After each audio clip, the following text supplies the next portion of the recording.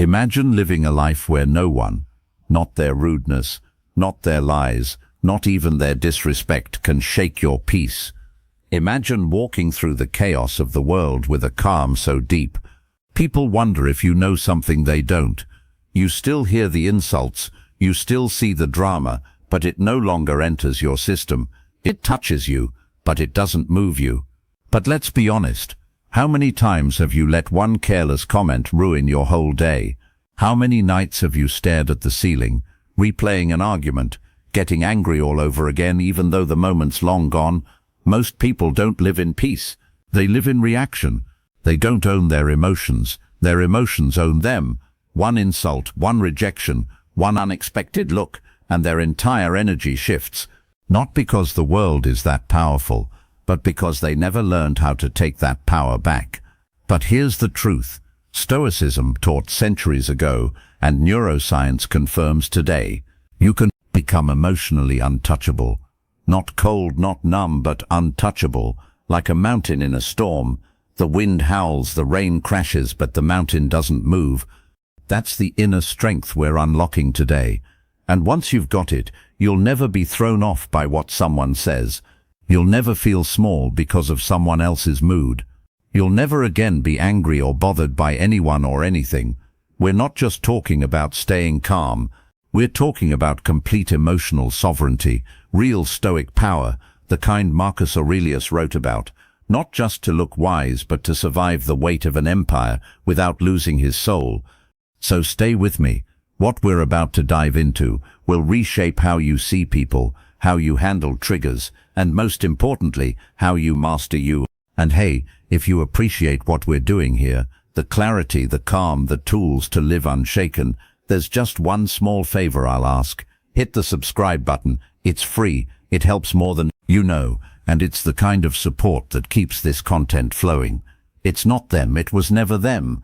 That's the first shift in perception you need to make if you want to stop being angry, triggered, or emotionally hijacked by others.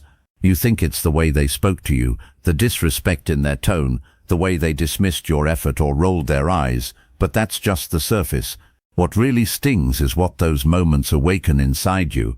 Something deeper, something older, something you're not even fully aware is there. Carl Jung once said, "Until you make the unconscious conscious, it will direct your life and you will call it fate." That's what we do every time we blame other people for how we feel. We hand over the keys to our emotional state and then wonder why we're always being driven into chaos. But here's the truth. Nobody can make you feel anything without your participation. Anger, frustration, resentment, they're not caused by other people, they're caused by your response to them. And that response is shaped by the unresolved parts of you that you've been avoiding for years. Think about it. Two people can face the exact same insult. One brushes it off.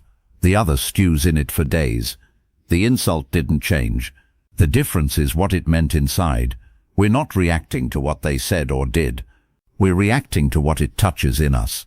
Old wounds, expectations, unquestioned beliefs. And more often than not, it's not even about the moment. It's about everything that moment reminds us of. When someone ignores you and you feel invisible, that pain isn't born in that second. It's a repetition, a mirror. Maybe it's reflecting all the times you felt overlooked growing up. When someone criticizes you and you explode, that reaction didn't come from the words themselves. It came from a need to protect an identity you've worked hard to maintain. Maybe being seen as competent or good or strong is so central to how you view yourself that even the slightest crack feels like a collapse. That's the real battlefield, not the conversation, not the coworker or the partner or the stranger online. It's what's happening in you. Aristotle said, "Knowing yourself is the beginning of all wisdom." And self-knowledge isn't just knowing what you like or what your goals are. It's understanding the places in you that still hurt, that still seek approval, that still think peace has to come from being treated a certain way. Here's where the breakthrough begins. You are not your reaction. You are not your anger. You are not your pain. You are the one watching those things. You are the awareness underneath it all. The more you connect to that awareness, the less you need the outside world to behave perfectly in order for you to feel okay. That doesn't mean you have to tolerate disrespect. It means your peace is no longer dependent on the presence or absence of it. That's a whole different level of freedom, because most people aren't really living, they're just reacting. One text ruins their whole morning. One comment online derails their whole mindset. One bad look from someone else, and they spiral into self-doubt. That's not living, that's surviving on emotional autopilot. But you can step off that ride, and it starts when you stop making them the villain in your story. The moment you stop saying they made me feel this way and start saying something in me responded to that, everything changes.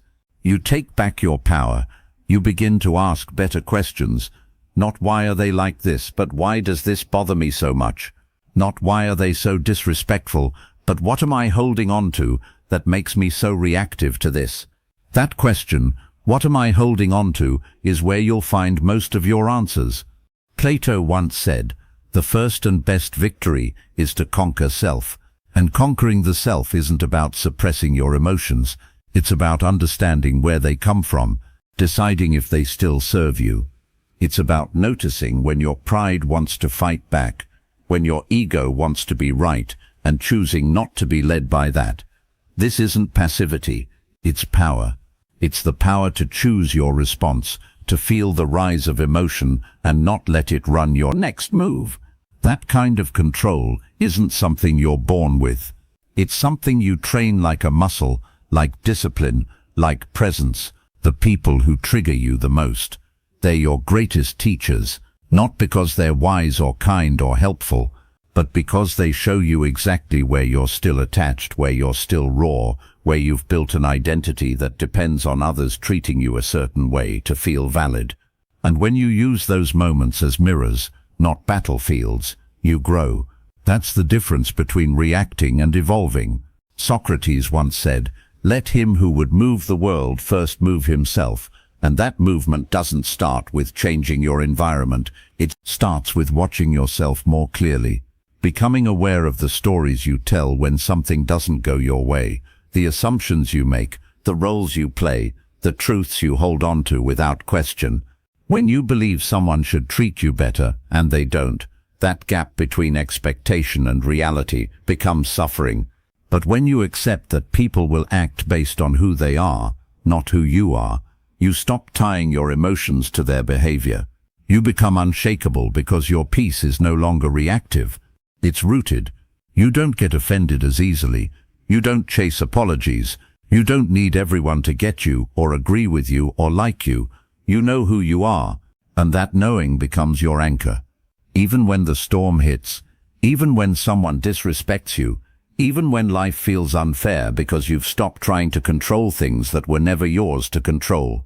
You've stopped outsourcing your peace to people who are just as lost and reactive as you once were. You've stopped depending on the world to reflect back your worth. That's what Stoicism has always been about. Epictetus taught that we should concern ourselves only with what's within our control. Our thoughts, our actions, our beliefs, everything else. What people say, what they do, how they treat us is external. If you anchor your calm to the external, you'll never be steady. But if you learn to rest it in the internal, nothing can move you. That's the invitation to move through life with grace. Not because life is gentle, but because you are grounded to face criticism, rejection, misunderstanding, and remain clear. Not numb, not shut down, but strong, centered, awake. The next time someone tries to provoke you, let it pass through. Don't deny the reaction. Just don't identify with it. See it rise. Watch it fall. Let it be what it is. A ripple, not a wave. And if it still gets to you, if the sting lingers, if the thoughts come back later, good. That's not failure. That's the doorway. That's where you walk through and say, here's where I still need to do the work. Because the goal isn't to become emotionless. The goal is to become emotionally free, not controlled by impulses, not ruled by pride, but aware, intentional, unbothered, not because you avoid life, but because you face it so deeply it no longer scares you. And when you live from that place, people notice. They may not say it out loud, but they feel it. The steadiness, the calm, The energy that says, you can bring me chaos, but you won't pull me into it. That's not arrogance, that's mastery. And if you've made it this far, there's a reason. Some part of you knows it's time to stop giving your peace away to people who don't even know what they're doing. Some part of you knows that your calm is too precious to keep handing out in exchange for approval, validation, or control. You weren't born knowing how to react to rejection. You didn't arrive in this world with a detailed manual that said, when someone disrespects you, flare up. When they ignore you, crumble. When they criticize you, defend your pride at all costs. Those reactions, the quick anger, the defensiveness, the need to prove something, those were learned, passed down, absorbed like second-hand smoke. You didn't write the script. You just started playing the part. That's what makes this so powerful to realize. Most of what you think is you, your temperament, your triggers, the way you react under pressure, isn't actually you. It's conditioning, it's habit.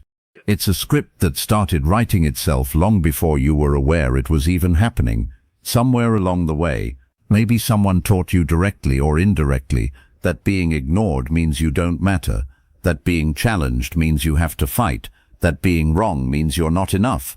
These beliefs are like hidden code running quietly in the background of your life, and until you bring them into the light, they'll keep directing your reactions without your permission. Carl Jung said it best.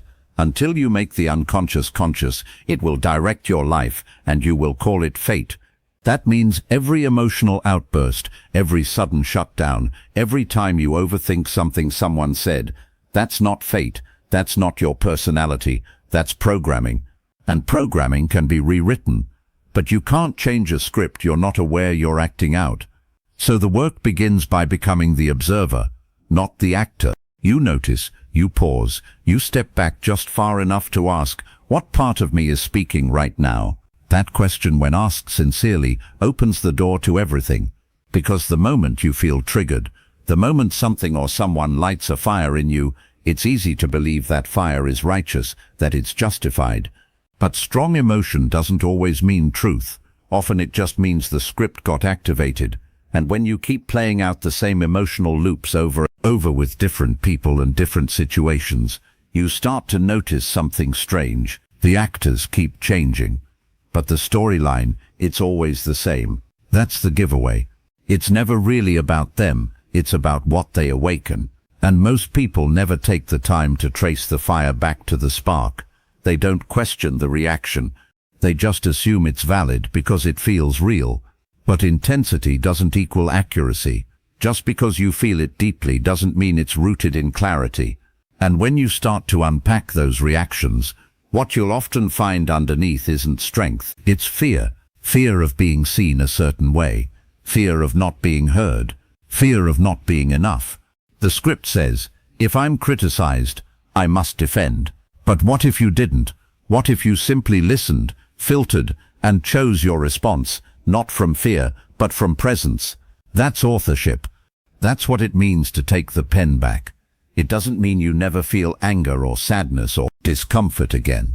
It means you're no longer reacting from an unconscious place. You're responding with awareness. That space between trigger and reaction, that's where your freedom lives. Viktor Frankl, a man who survived unspeakable trauma, said it like this: between stimulus and response there is a space. In that space is our power to choose our response. In our response lies our growth and our freedom. Think about how different life feels when you stop reacting from the old script. Someone interrupts you, and instead of jumping to reclaim your voice, you observe, you breathe, you respond calmly, or maybe not at all. Not because you're weak, but because you've realized not every moment deserves your energy. You've stopped auditioning for people who don't hold the power to validate you. That shift isn't subtle. It's transformational. It's the moment you move from being emotionally controlled to emotionally in control. Not controlled as in robotic, controlled as in present, conscious, grounded. When you no longer need to prove or win or be right just to feel secure, you've won something much deeper than any argument could offer. And you begin to notice the scripts that once controlled you lose their grip.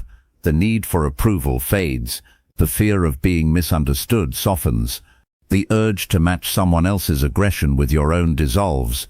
You realize you don't have to mirror the chaos around you. You can be the calm that reminds people there's another way to live. Plato once said, "The first and greatest victory is to conquer yourself." He wasn't talking about domination. He was talking about discipline, self-awareness, the quiet strength of someone who knows their worth and doesn't need to scream it at the world. Because when you're still running an old script, it's not just your emotions that suffer. It's your relationships, your peace, your potential. How many doors have you closed because you reacted too quickly?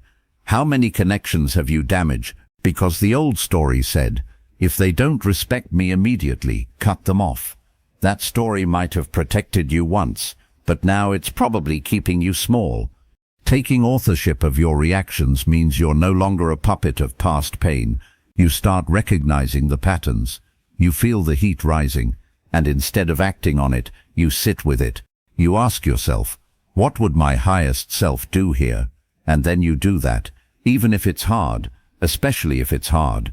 Socrates once said, "The unexamined life is not worth living," and if that feels too heavy, let's flip it. The examined life is where you find your peace. That's where you begin to experience something rare in this world. Sovereignty over your inner world. That's not something someone gives you. That's something you claim. And yes, it takes work. Yes, it's uncomfortable at times. Watching yourself isn't always fun, but neither is staying stuck in patterns that keep you reactive, restless and resentful. When you stop reacting from the script, you start writing something new. You stop being the echo of every harsh word you've ever heard. You stop playing out roles written by fear, ego or childhood defense mechanisms. You start living from choice, and people around you will feel the difference. They'll notice you don't flinch the way you used to, that you're not baited by sarcasm or passive aggression, that you don't need to win every interaction. You'll stop chasing closure from people who can't even give it to themselves. You'll stop needing every misunderstanding to be corrected. Sometimes you'll just let it go, not because you're defeated, but because you've chosen peace over performance. That's emotional authorship. That's power. And here's what's even more beautiful. When you start living this way, your presence becomes medicine for yourself, for others. You give people permission to slow down, to reflect, to drop their guard, because your stillness reminds them that maybe, just maybe, they don't have to keep playing the same roles either. So the next time you feel triggered, remember this: that first surge of emotion, it's not you, it's the script. And you don't have to follow it. You can pause, breathe, reclaim the pen, and write something better. Every time you do, you become less of a puppet and more of a presence, less of a reaction and more of a response. And that right there is the path to peace. Because the only real control you have is how you choose to show up. Not what they do, not what they say, just you. Your awareness, your choices, your script. And if you've come this far and something in you is waking up, if this resonates in a way you didn't expect, it's not by accident. You were meant to hear it. You didn't lose control when they said the words. You lost it the moment you took them personally. That split second when your heart tightened, your jaw locked, and your mind began spinning with comebacks and judgments. That was the real surrender. The moment you got offended, you gave away your power. And most of us do it without even realizing. Not because we're weak, but because we've been trained to believe that offense is a natural automatic response. Someone insults you, you feel wounded. Someone disagrees with you, you feel threatened. Someone misunderstands you, and suddenly you feel invisible. But what if that pain, that sting, that emotional drop wasn't something that happened to you, but something you allowed? We live in a world where offense is currency.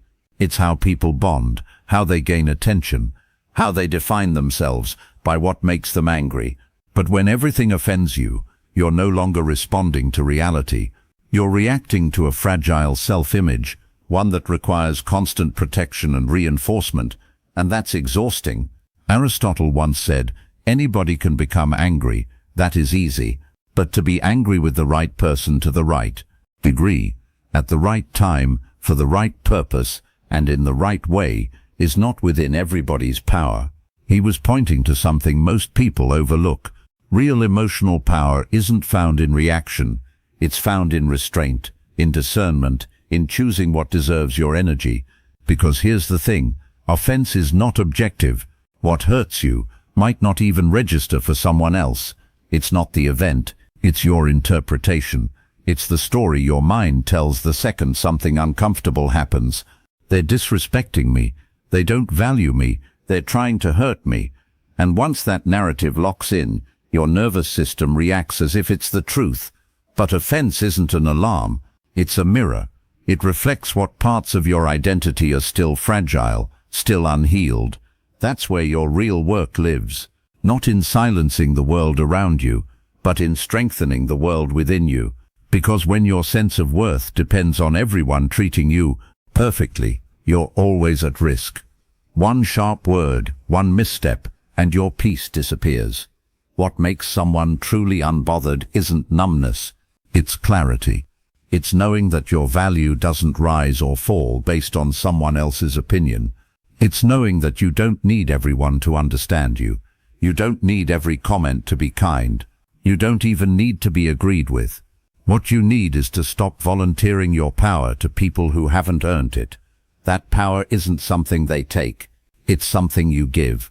Every time you let someone's words decide your mood, every time you shrink or explode to defend an identity, every time you let offense define the moment instead of your principles, and the more often that happens, the more you train your mind to look for disrespect, for betrayal, for injustice, even when it's not there.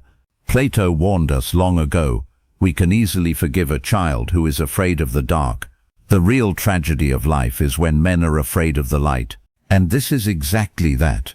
We become afraid of truth, of growth, of self-responsibility, because it means we can no longer blame the world for how we feel. And that's uncomfortable at first, but it's also freeing, because if you're not responsible for your reactions, then you're just a puppet. You're always at the mercy of the next person's behavior, the next careless comment, the next disagreement. But if you are responsible, then everything changes. You realize you have options. You can pause, reflect, reframe, choose. You can learn to ask yourself better questions in the heat of the moment. Not why are they like this, but why does this hit me so hard? Not how dare they, but what part of me still needs this kind of validation? That level of self-honesty might sting at first, but it liberates you because it puts the focus back where it belongs, on your inner world. You start to see offense not as an injury, but as insight, as feedback, as a signal that something in you is still raw, still seeking approval, still trying to prove its worth. And when you can look at that without flinching, without running, without blaming, that's when you start to grow. Socrates once said, "The secret of change is to focus all of your energy, not on fighting the old, but on building the new." Getting offended is often just fighting the old beliefs, old stories, old defenses.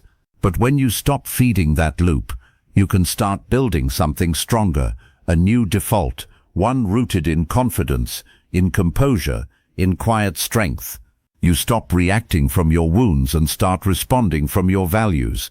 You become harder to provoke, not because you're colder, but because you're wiser, because you know the difference between something that's harmful and something that's just uncomfortable, between disrespect and misunderstanding, between actual threats and imagined ones. The moment you realize you don't have to respond to every challenge is the moment you step into a deeper kind of freedom. And that freedom isn't about letting people walk all over you. It's about refusing to let them walk inside your mind without permission.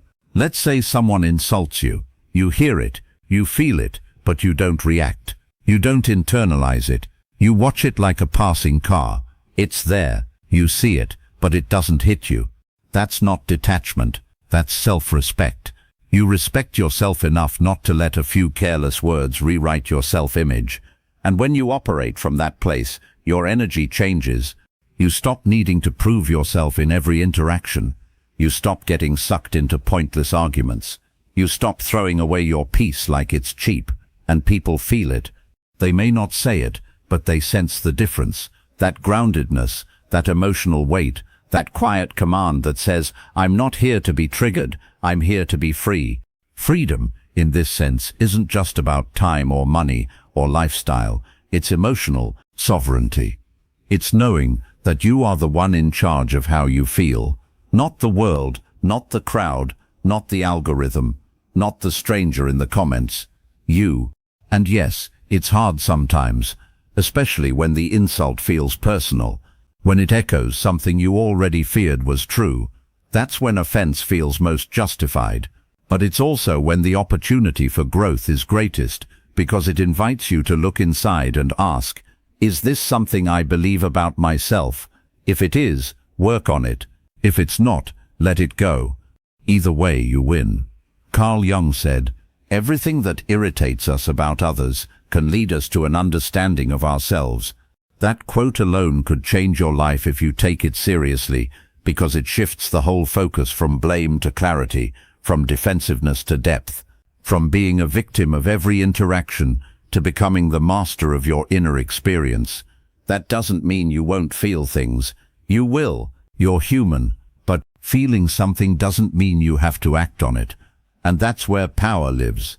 In the space between the feeling and the action, in the choice to breathe instead of lash out, to listen instead of argue, to let the moment pass without turning it into a storm.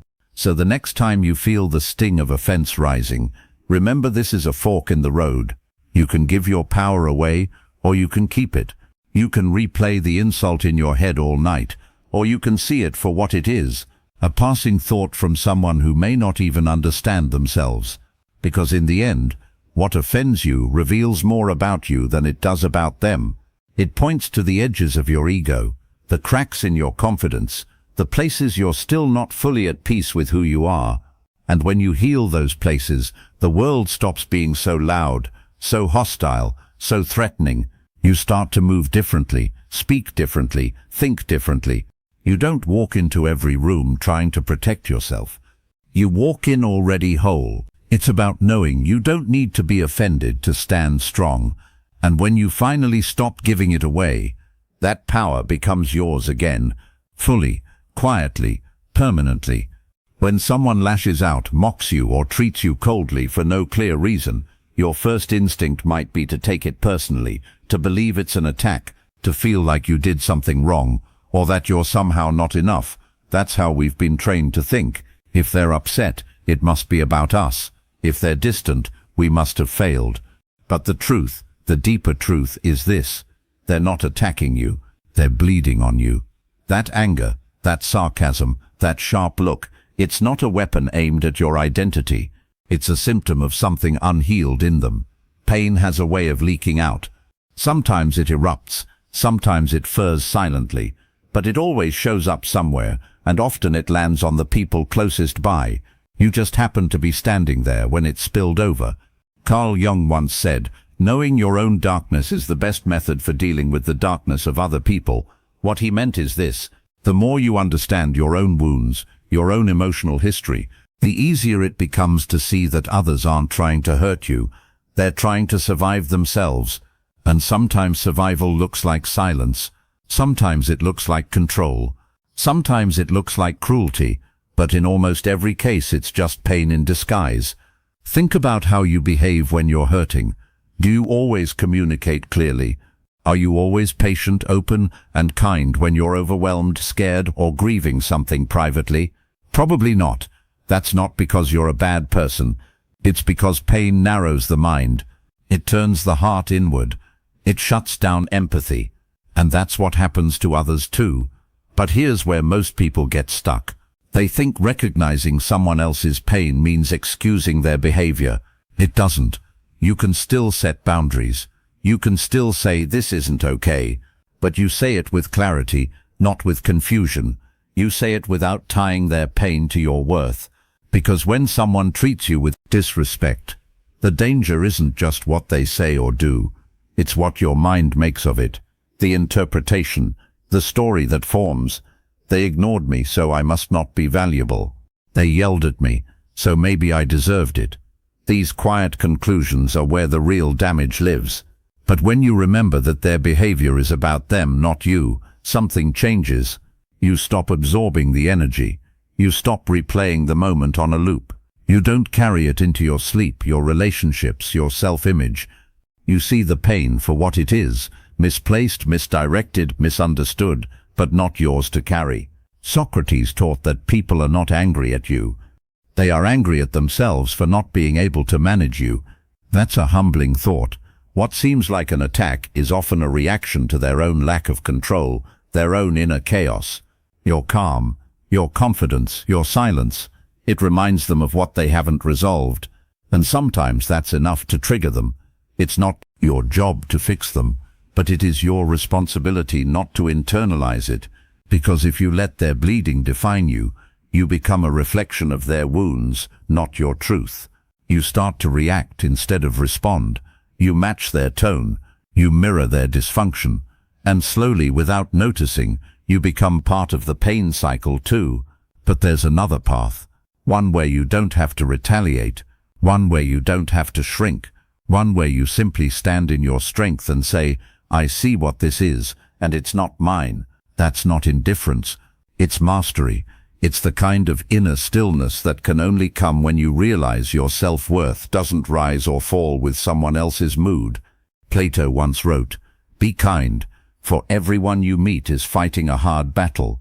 He didn't say everyone deserves your energy, but he did remind us that most people are carrying something invisible, an old betrayal, a deep fear, a relentless voice in their head that never lets them rest. And when that pressure builds, it erupts often onto the wrong person. That doesn't mean you should accept mistreatment. It means you no longer mistake it for truth. This is how you hold your ground. You recognize the pain. You honor your own boundary. But you don't take the insult into your identity. You don't let someone else's behavior rewrite your story. You just let it pass. Not because you're weak, but because you're finally strong enough not to need their validation. And what happens over time is remarkable.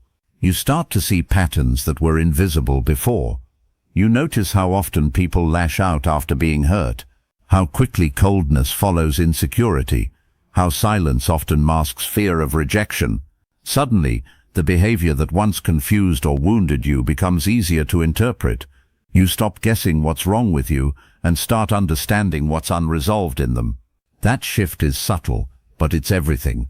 It's the difference between spending hours trying to fix yourself, to win someone's approval, and spending that same time returning to your own peace. It's the difference between reacting with anger and responding with clarity. It's the difference between making someone else's wounds about you and letting them stay where they belong. But let's be honest, this isn't easy, especially when the words cut deep, when they come from someone you love or someone you trusted in those moments. It's natural to feel shaken. That's okay. You're not a robot. You're not here to be untouched. But you are here to be aware, to notice the reaction, to witness it, and then to remind yourself this pain is theirs, not mine. Because the moment you internalize it, you make it part of your identity. And once it's in there, it becomes harder to shake.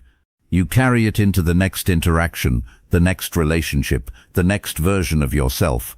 And before you know it, your reflection is shaped not by truth, but by wounds that never belong to you. Aristotle said, "We are what we repeatedly do." Excellence then is not an act, but a habit. So is peace. So is presence. So is emotional freedom. It's not a one-time epiphany. It's a daily choice to return to your center, to see things clearly, to feel the pain without becoming it. The next time someone is sharp with you, try this pause. Take one breath.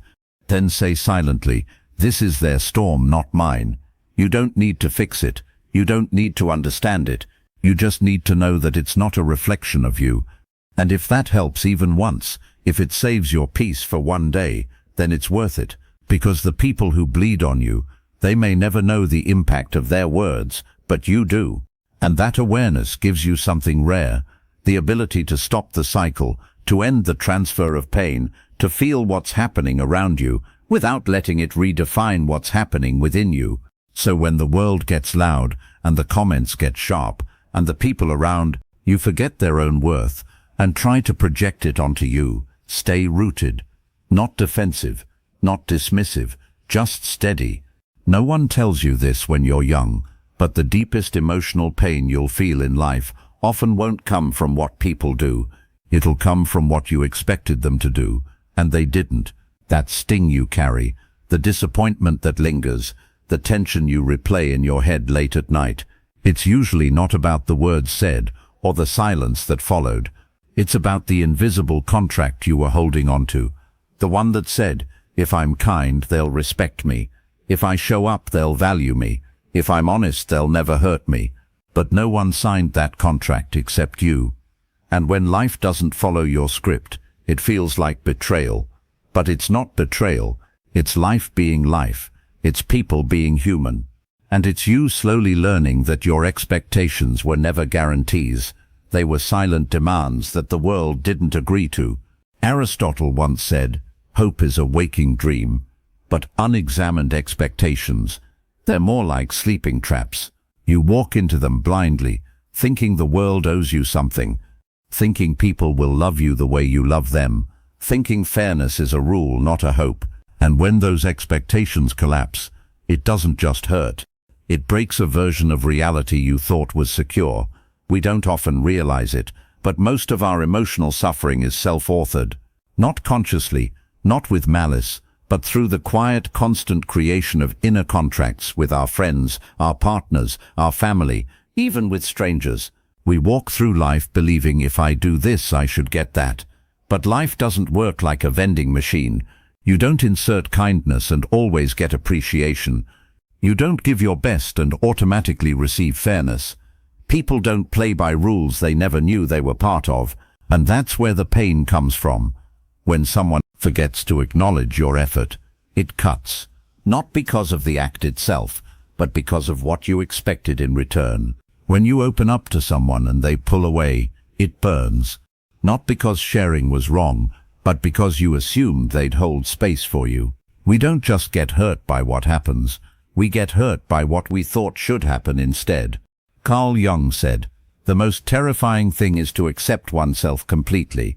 But I'd add that the most freeing thing might be to accept others as they are too, not as we hoped they'd be, not as we assumed they'd act, but as they actually show up.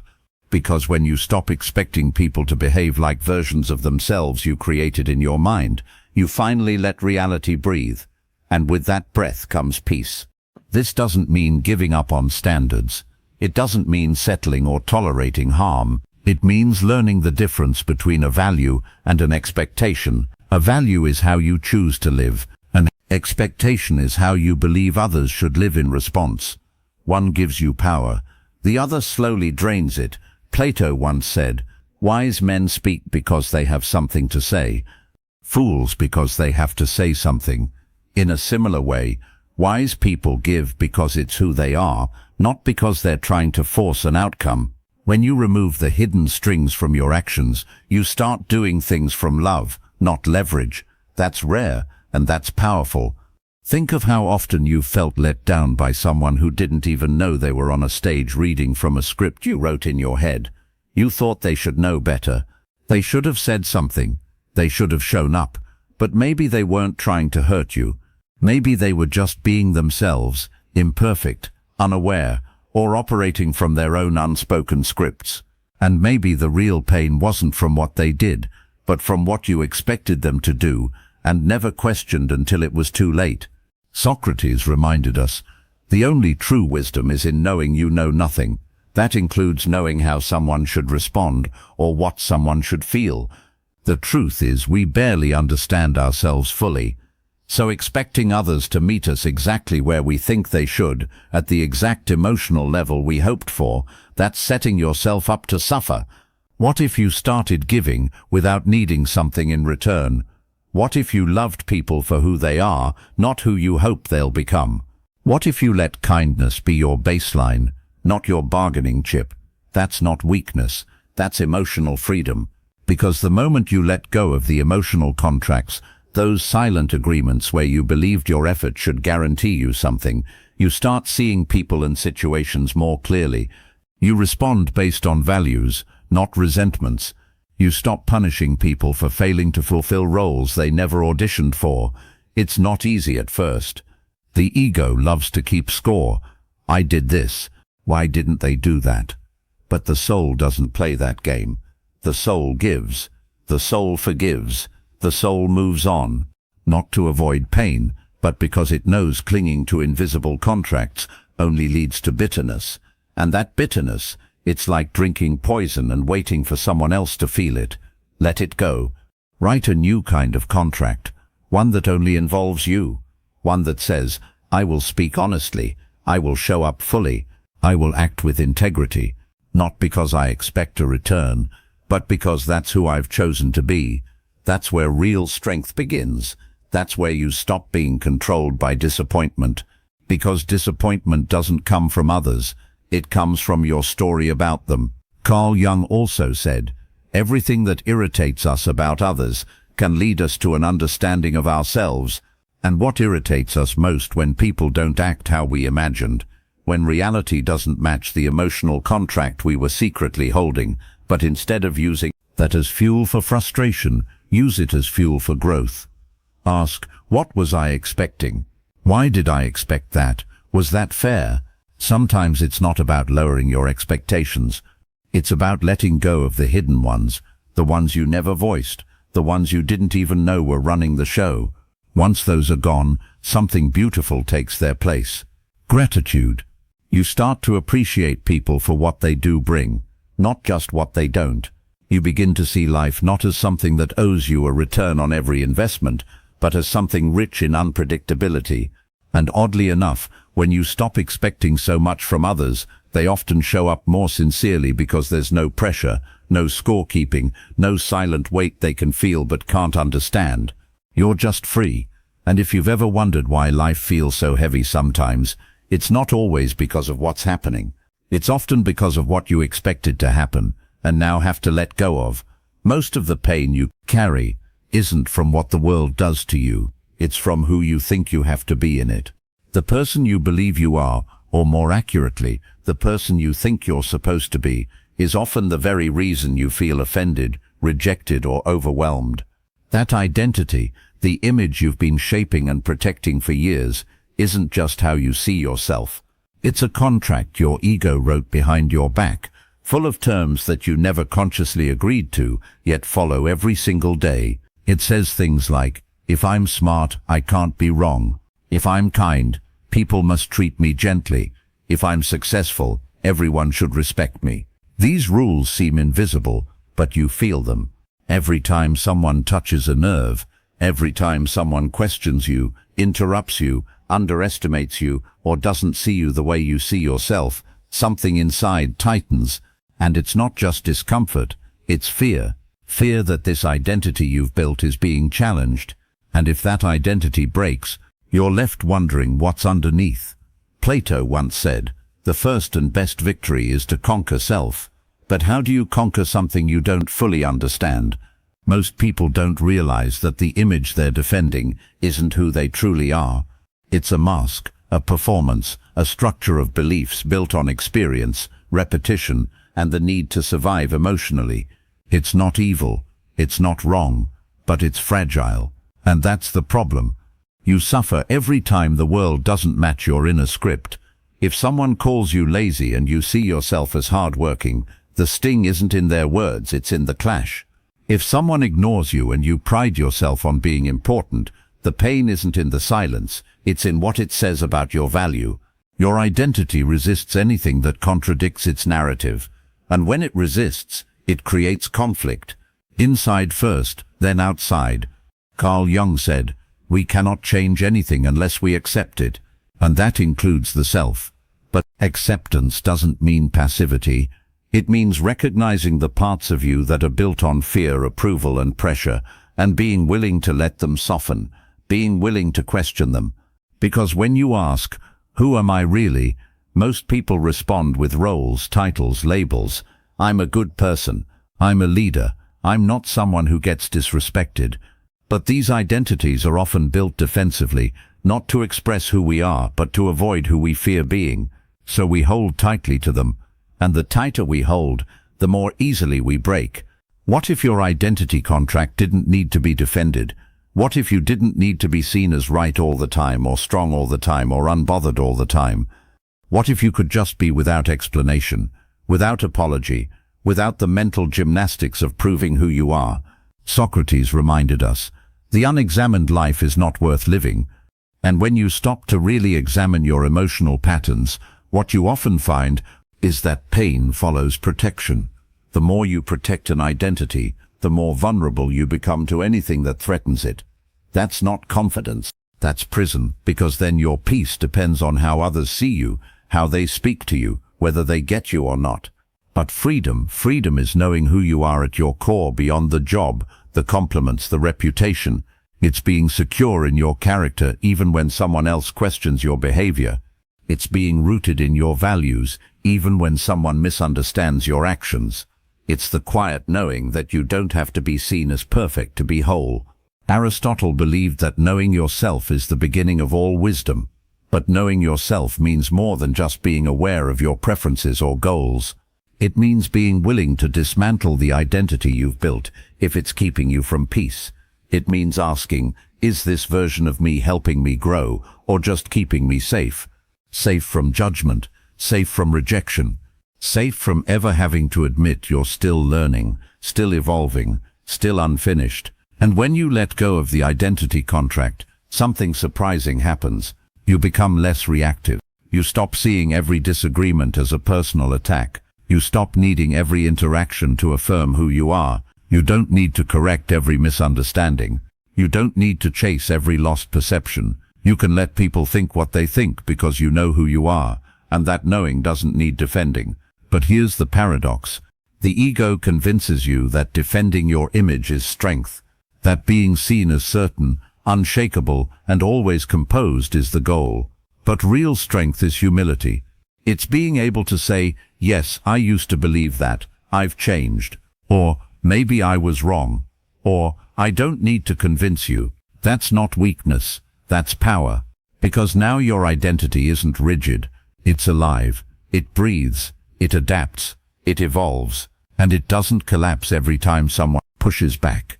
Think about how much energy you've spent trying to manage your image, how many words you've used to explain yourself, how many moments you've lost replaying a comment or conversation just because someone didn't see you the way you wanted to be seen. That's not living, that's reacting. And reaction is always rooted in fear. Fear of being misunderstood, fear of not being enough, fear that if the image cracks you'll fall apart. But you won't, because you are not the image. You are the awareness behind it. Carl Jung also said, the privilege of a lifetime is to become who you truly are, not who you were told to be, not who you think you have to be, who you truly are. When you strip away the labels, the pressure, the performance, that version of you doesn't need applause. It doesn't need defense. It just exists, steady, present, and real. And when you start living from that place, you become untouchable in a different way. Not because nothing affects you, but because nothing defines you without your permission. You're no longer chained to reactions. You respond from clarity, from wholeness, from depth. That's why the person you think you are, the one you've been holding on to, is often the root of your suffering. Because as long as your peace depends on protecting that version, you'll never feel safe. You'll always be chasing approval, dodging criticism, trying to stay inside the lines of an identity that may have served you once but now just limits you. So tear up the contract. You don't need to be the smartest in the room, or the most respected, or the most agreeable. You just need to be honest with yourself about what you're still clinging to, about the parts of you that still feel like they need to earn love, respect, or belonging. And once you can admit that, you're already free, because now you're not driven by image. You're guided by truth. Your truth, the one that doesn't require performance or perfection, just presence. At some point, you learn to wear a mask, not the kind you see in costume shops, but the invisible kind. The smile when you're hurt, the silence when you want to scream, the confidence that hides uncertainty. It didn't happen all at once. Maybe you started shrinking your truth in a relationship to keep the peace. Maybe you held back your pain to avoid being seen as dramatic. Or maybe you overachieved, overexplained, overcompensated, just to feel like you were finally enough. The mask isn't evil. It was born from survival, from moments when you felt it was safer to perform than to be seen. It helped you navigate a world that isn't always kind to authenticity. But as time went on, the mask stopped being a tool and started becoming your identity. You forgot where it ended, and you began, and now you're exhausted, not because you're weak, but because living out of alignment is one of the heaviest things a person can carry. Every interaction becomes a calculation, every conversation a performance. Every room you walk into feels like a stage where you have to measure your words, tone down your opinions, or play the part others expect of you. Carl Jung said, "The privilege of a lifetime is to become who you truly are, but before you can become that person, you have to let go of who you're pretending to be, the version of yourself built to impress, to protect, to please. That version might have gotten you approval, but it never brought you peace. It might have kept you liked, but it didn't make you feel loved. Not really, because you always knew deep down they weren't loving you, just the mask. And that's where the suffering begins. Because pretending is a kind of betrayal, a soft one, a subtle one, but a betrayal nonetheless. Every time you silence your truth to be accepted, a piece of your soul pays the price. Every time you laugh at something that hurts you, downplay your needs, or act unaffected when you're actually falling apart, the gap between who you are and who you present widens. Socrates once said, "To know thyself is the beginning of wisdom, but knowing yourself requires looking at the parts you've hidden, not just from others, but from yourself." It means asking the hard questions. Who am I when no one is watching? What do I believe when I stop trying to be agreeable? What do I actually want? Not just what's expected. The answers might shake you. They might unravel the persona you've spent years building. But what's waiting on the other side is something infinitely more real and more peaceful, because when you burn the mask, you stop negotiating for belonging. You stop earning your worth through performance. You stop being afraid of being misunderstood because you finally understand yourself. Aristotle said, "Happiness belongs to the self-sufficient." And self-sufficiency isn't just about material independence. It's about emotional sovereignty. It's the ability to show up as you are unapologetically and let the world respond however it will. Some people will draw closer, some will walk away, but either way you're finally being seen, not for the role, not for the reputation, but for the soul beneath it all. There's a kind of freedom that only comes when you stop protecting the mask. It's not loud, it's not dramatic, it's quiet and steady. It looks like speaking honestly, even when your voice trembles. It looks like choosing peace over perfection. It looks like no longer needing to prove your value in every room you walk into. And no, it doesn't mean you abandon growth. It means you grow from truth, not pressure. It means you develop not to become worthy, but because you already are. You're not chasing wholeness anymore. You're coming back to it. People will feel the difference. When you live without a mask, your presence becomes magnetic, not because you're trying to be impressive, but because you're real, because people can sense when someone is grounded in their truth. There's a quiet strength in it, a peace that doesn't need to be explained. The world may not always reward it, but your soul will. Carl Jung also reminded us, the most terrifying thing is to accept oneself completely. But if you can do that, if you can look at your fears, flaws and desires without turning away, you'll stop needing the mask, because now you're not hiding from others. You're no longer hiding from yourself. Most people walk through life hoping it'll be smooth, calm, predictable. They say things like, "I just want peace," or "I can't handle another problem right now," as if life is supposed to wait until they feel ready. But life doesn't ask for your permission. Chaos doesn't knock before it enters.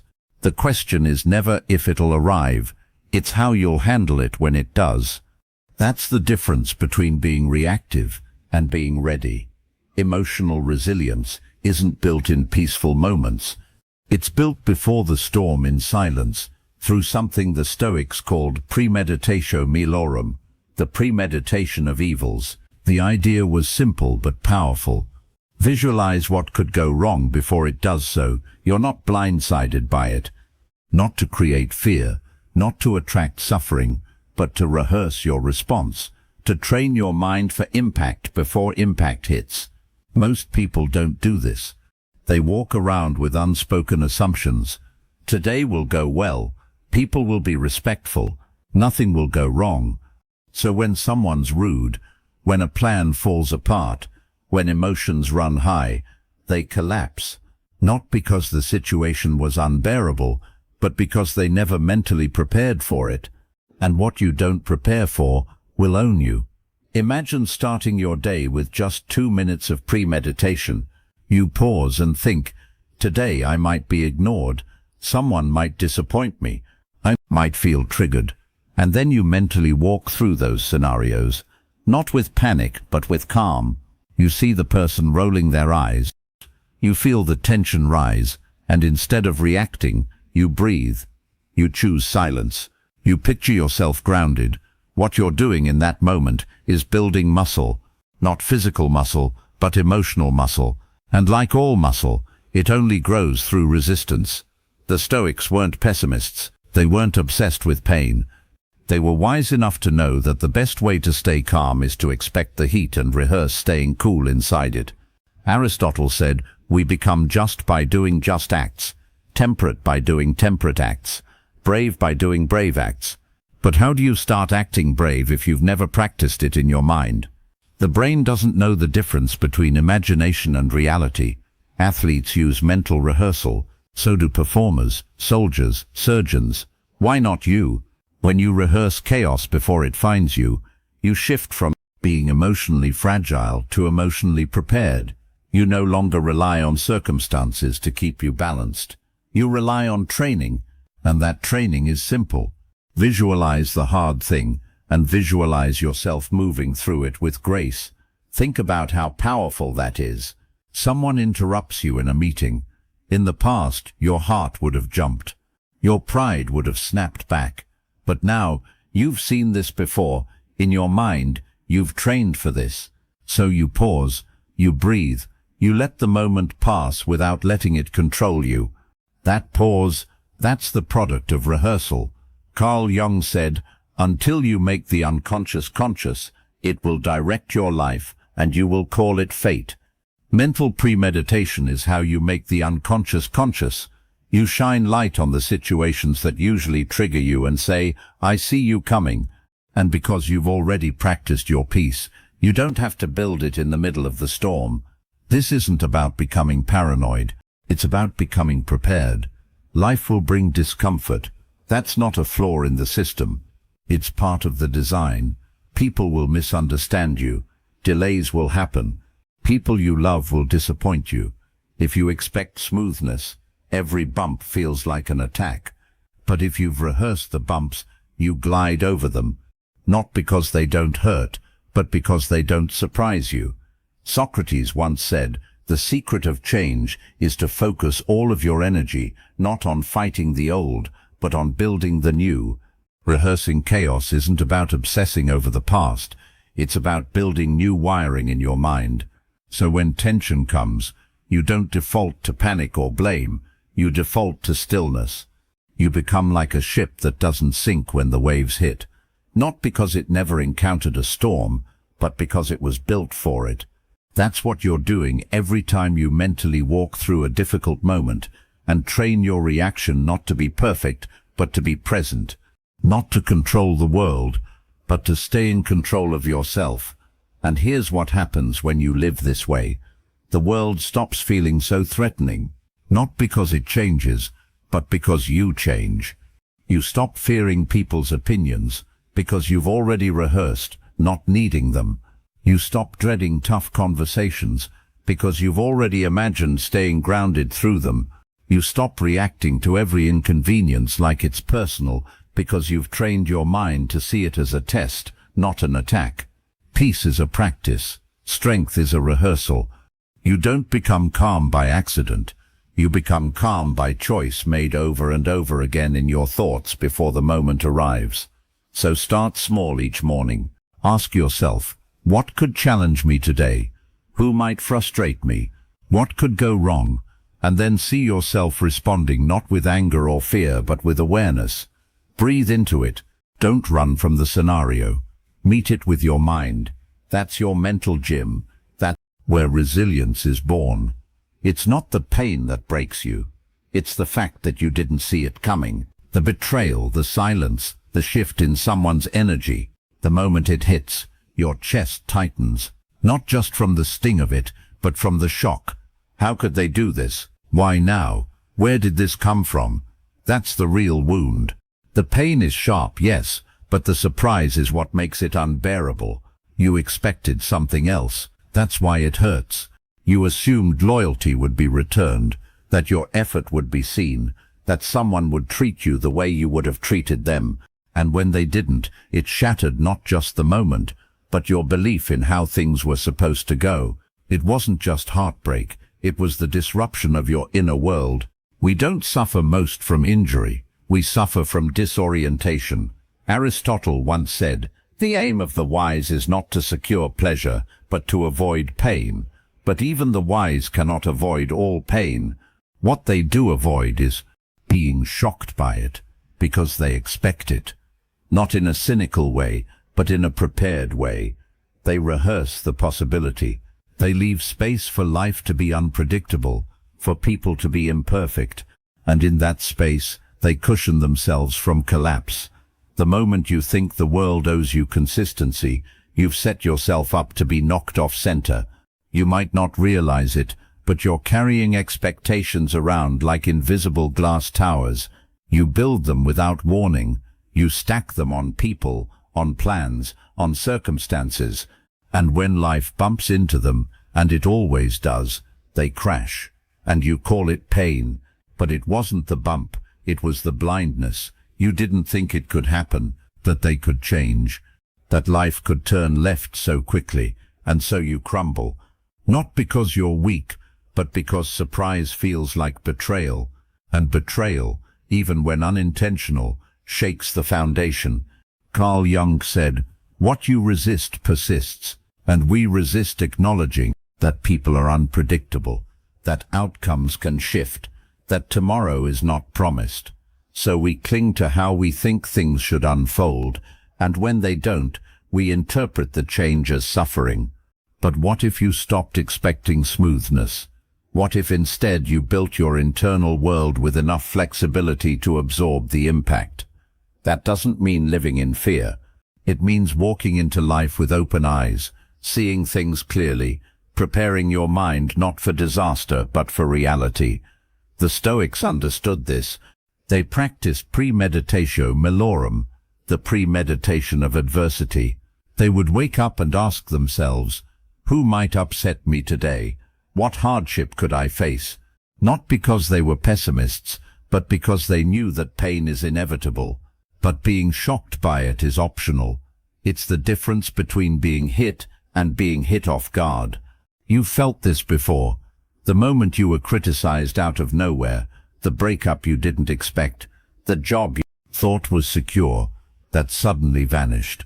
The pain itself you could have handled, but the story your mind told, the story that said this isn't how it was supposed to go, that's what broke you. Socrates reminded us, he who is not contented with what he has would not be contented with what he would like to have. That includes emotional expectations. If you demand constant ease, constant praise, constant alignment with your ideals, then you'll live in a state of emotional fragility. Every deviation becomes devastation. But when you begin to expect that pain is part of the journey, not the enemy but the teacher, you start to move differently. You stop reacting like a victim and start responding like a student. You stop asking why me and start asking what now.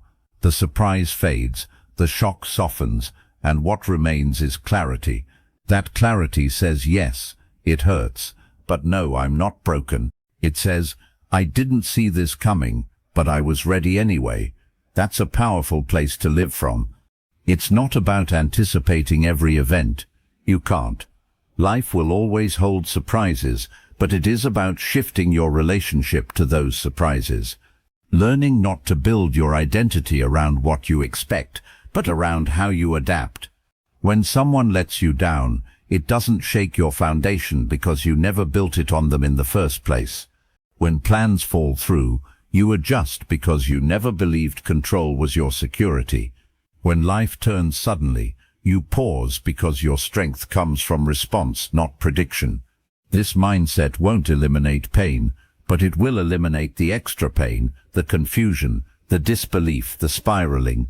It will allow you to feel what's real without being consumed by what's imagined. Plato said, "Reality is created by the mind. We can change our reality by changing our mind." When you stop believing that life must always align with your hopes and start accepting that it often won't, you stop being thrown every time it doesn't. You become steady. You become ready. And in that readiness, peace begins to grow. So the next time life hits hard, pause, ask yourself, is this pain real? Or is this the result of surprise? And if it's the surprise, smile quietly. You just found your edge. Now it's time to round it out. Anger doesn't always shout. Sometimes it simmers. Sometimes it explodes. Sometimes it looks like control. And sometimes it looks like collapse. But almost every time, if you really strip it down, it's not about the principle. It's about the ego. That voice inside that whispers, "How dare they?" The one that takes things personally, that needs to be right, that equates being challenged with being disrespected. The truth is, anger, especially the kind that owns you, isn't a noble defender of justice. It's usually just pride in a costume. We love to think our anger is justified. We say things like, "I'm just standing up for myself," or "I won't let anyone treat me that way." But beneath those phrases is often a fragile identity trying to protect itself from being pierced. We confuse ego preservation with personal integrity, but they're not the same. Carl Jung said, "Everything that irritates us about others can lead us to an understanding of ourselves." That irritation, that quick rise of emotion, it's a flare, not from the world, but from within. It signals where we've attached our worth to something external, someone's approval, someone's tone, someone's understanding. And when that external thing shifts, our ego scrambles, it panics, it burns, and that fire becomes our reaction. Anger can feel powerful, it can feel clarifying, even addictive because it gives you something to hold when things feel out of control. It becomes a mask for deeper emotions you don't want to face. Shame, insecurity, fear of not being seen. And so instead of asking, "Why does this hurt?" you say, "They shouldn't have done that." The attention shifts outward, the energy turns defensive, the wound hides. Socrates once said, "An unexamined life is not worth living," and an unexamined anger is especially dangerous because it convinces you that it's noble, that it's honest, that it's who you are. But anger, left unexamined, becomes a tool of the ego. It doesn't ask for truth. It demands dominance. It doesn't seek peace. It seeks validation. We've all felt it. That moment when someone interrupts you and your body tightens, when you're criticized and your pride jumps in to defend, when you're misunderstood and you feel the urge to correct, to shout, to prove. But those reactions don't come from clarity. They come from identity, from the unconscious belief that I must be seen a certain way, or I am not enough.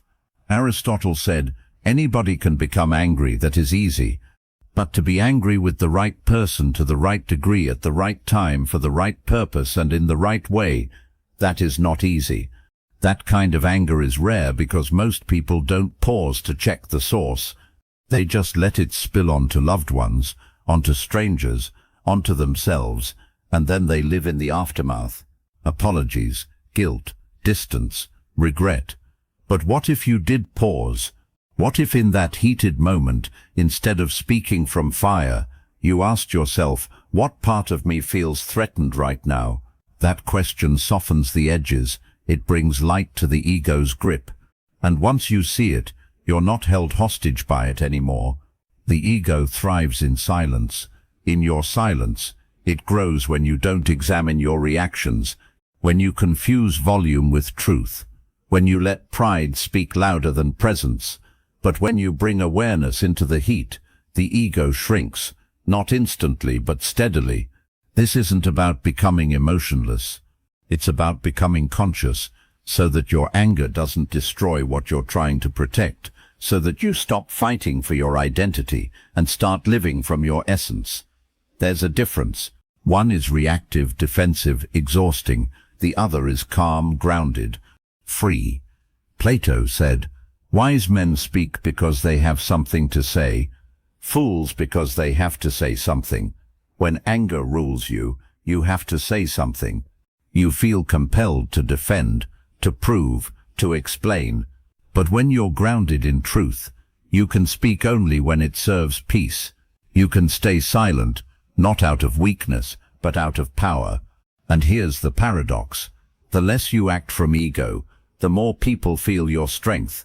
You stop chasing validation and start radiating stability.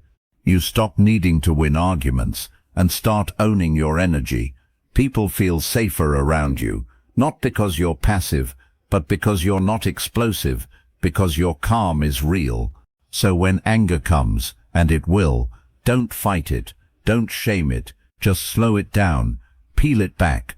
Ask yourself, what am I protecting right now? What belief about myself feels at risk? And then breathe, because that breath, that space, that's where you take your power back. You won't always get it right. You'll snap sometimes. That's okay. Growth isn't perfect, but every time you choose reflection over reaction, you rewrite the script. You become less controlled by pride, more anchored in truth. Most people think power is loud, that it looks like dominance, quick words, sharp comebacks, that if you don't speak up immediately, you've lost the moment. But real power, deep, grounded, unshakable power, often looks like stillness, not because you have nothing to say, but because you're strong enough to wait. Because you've realized that silence isn't weakness, it's wisdom. In the space between reaction and response, there's a door. Most people rush right past it.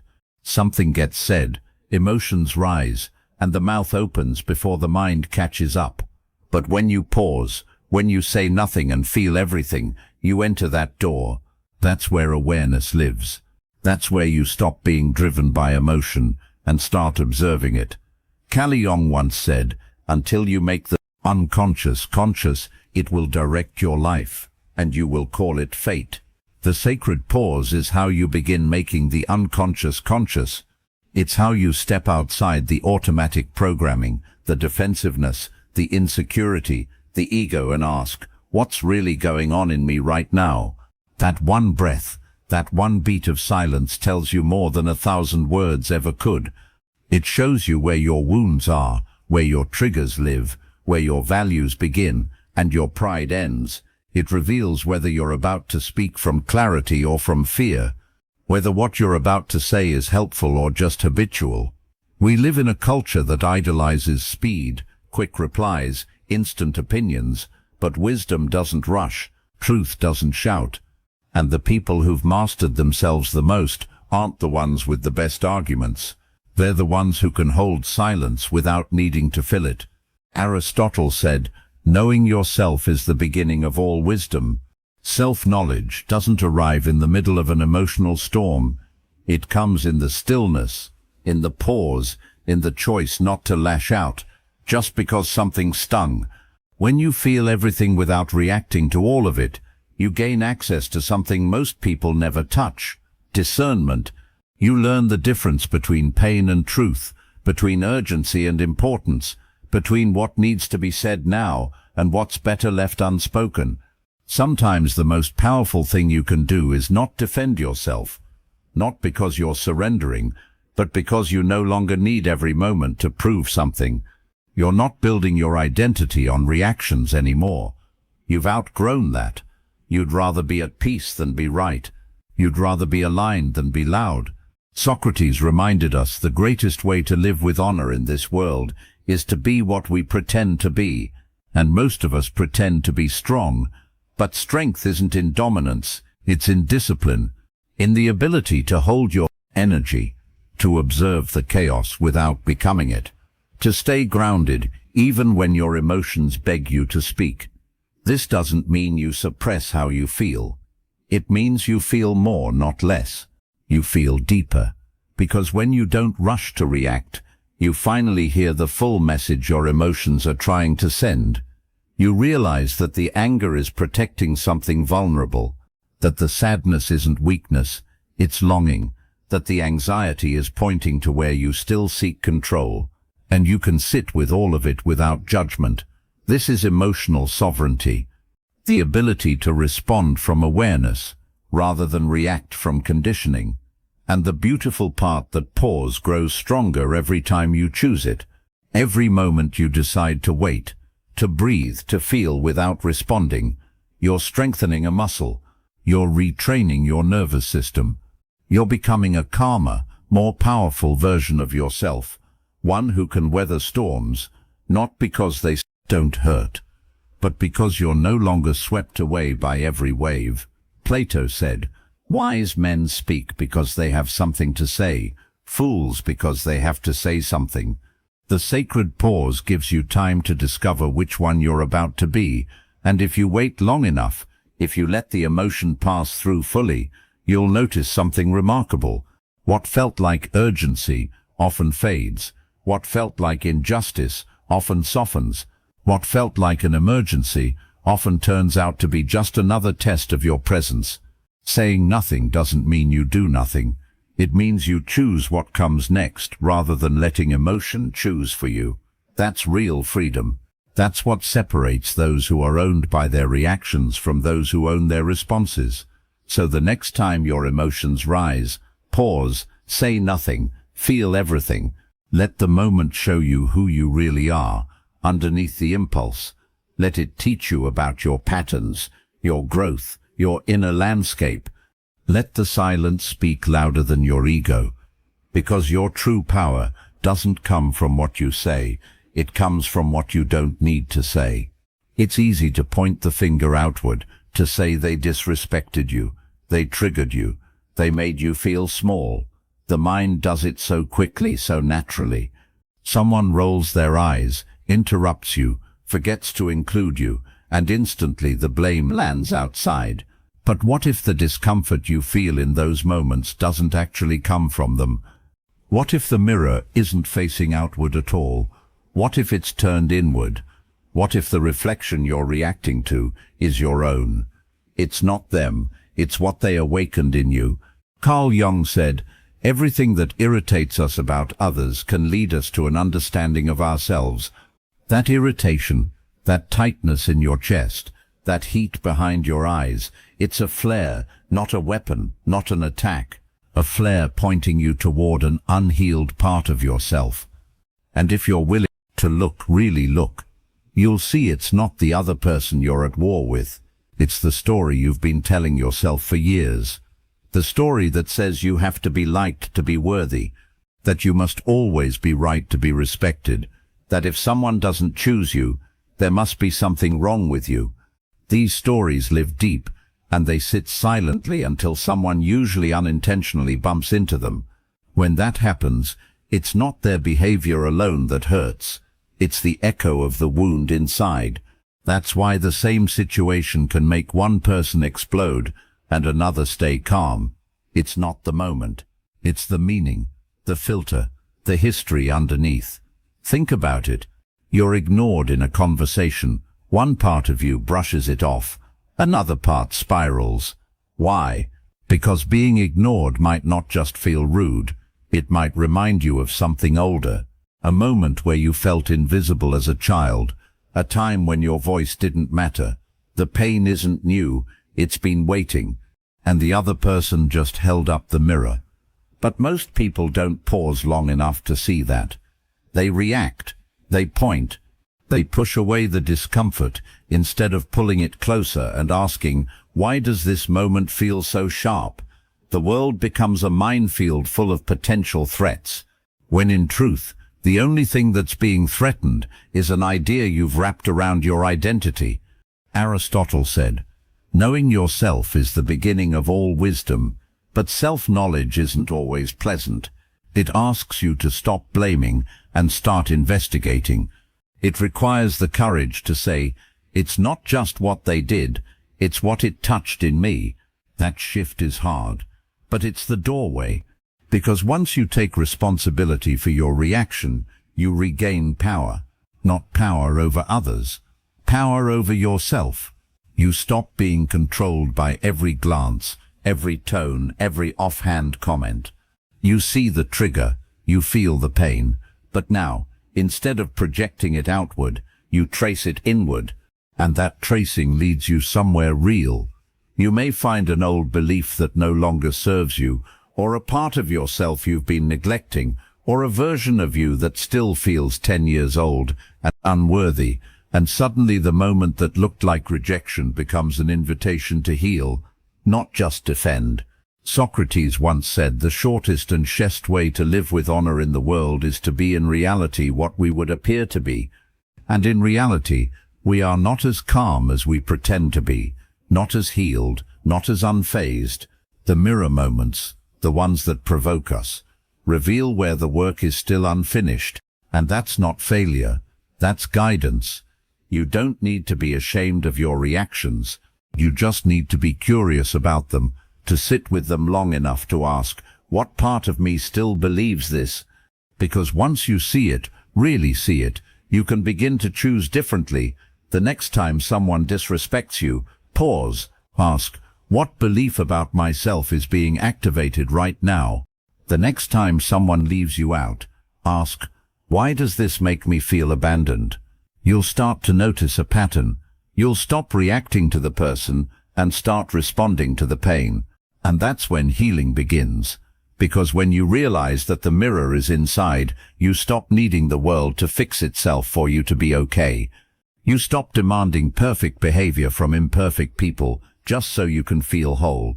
You no longer require constant reassurance, constant agreement, constant validation. You understand that the world will keep reflecting, and your job is to keep looking. Plato said, the greatest wealth is to live content with little. That includes needing little from others to maintain your peace. When your sense of stability comes from self-awareness, not external behavior, you become far more resilient, far more grounded, far more present. And when you live like that, people notice, not because you tell them, but because you stop reacting like someone desperate to control the narrative. You stop fighting shadows. You stop chasing apologies. You let people be who they are, and let those moments teach you about who you are. So the next time someone shows you something uncomfortable, don't just flinch and walk away. Don't rush to defend or correct. Ask yourself, what is this showing me about me? Most people live trapped inside their own reactions. They hear a tone, see a look, feel an energy shift, and suddenly they're deep in it, defending themselves, overthinking, matching the other person's mood without even realizing it. But what if you could pull back? What if in the middle of the moment, you didn't have to be the person experiencing it? You could simply watch them like you're not you. That shift is subtle, but it changes everything. When you detach into observer mode, you step out of the emotional swirl and into clarity. You stop seeing the situation from inside your ego and start seeing it from above, like you're floating above the conversation, witnessing it like a quiet presence. The emotion doesn't disappear, but it doesn't own you anymore. You're no longer the puppet of your nervous system. You're the one holding the strings. Carl Jung once said, who looks outside dreams, who looks inside awakes. But there's another level. Who looks from above understands. Understands that not every moment deserves a reaction, that most people are acting out their own scripts, their own habits, their own fears, and it has very little to do with you. Imagine someone speaks to you with sarcasm. The old reflex is to match it or shut down. But when you're in observer mode, you see it differently.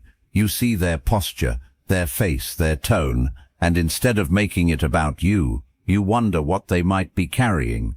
You're not cold, you're just still. You don't absorb, you observe. You watch their behavior unfold like it's happening in a movie.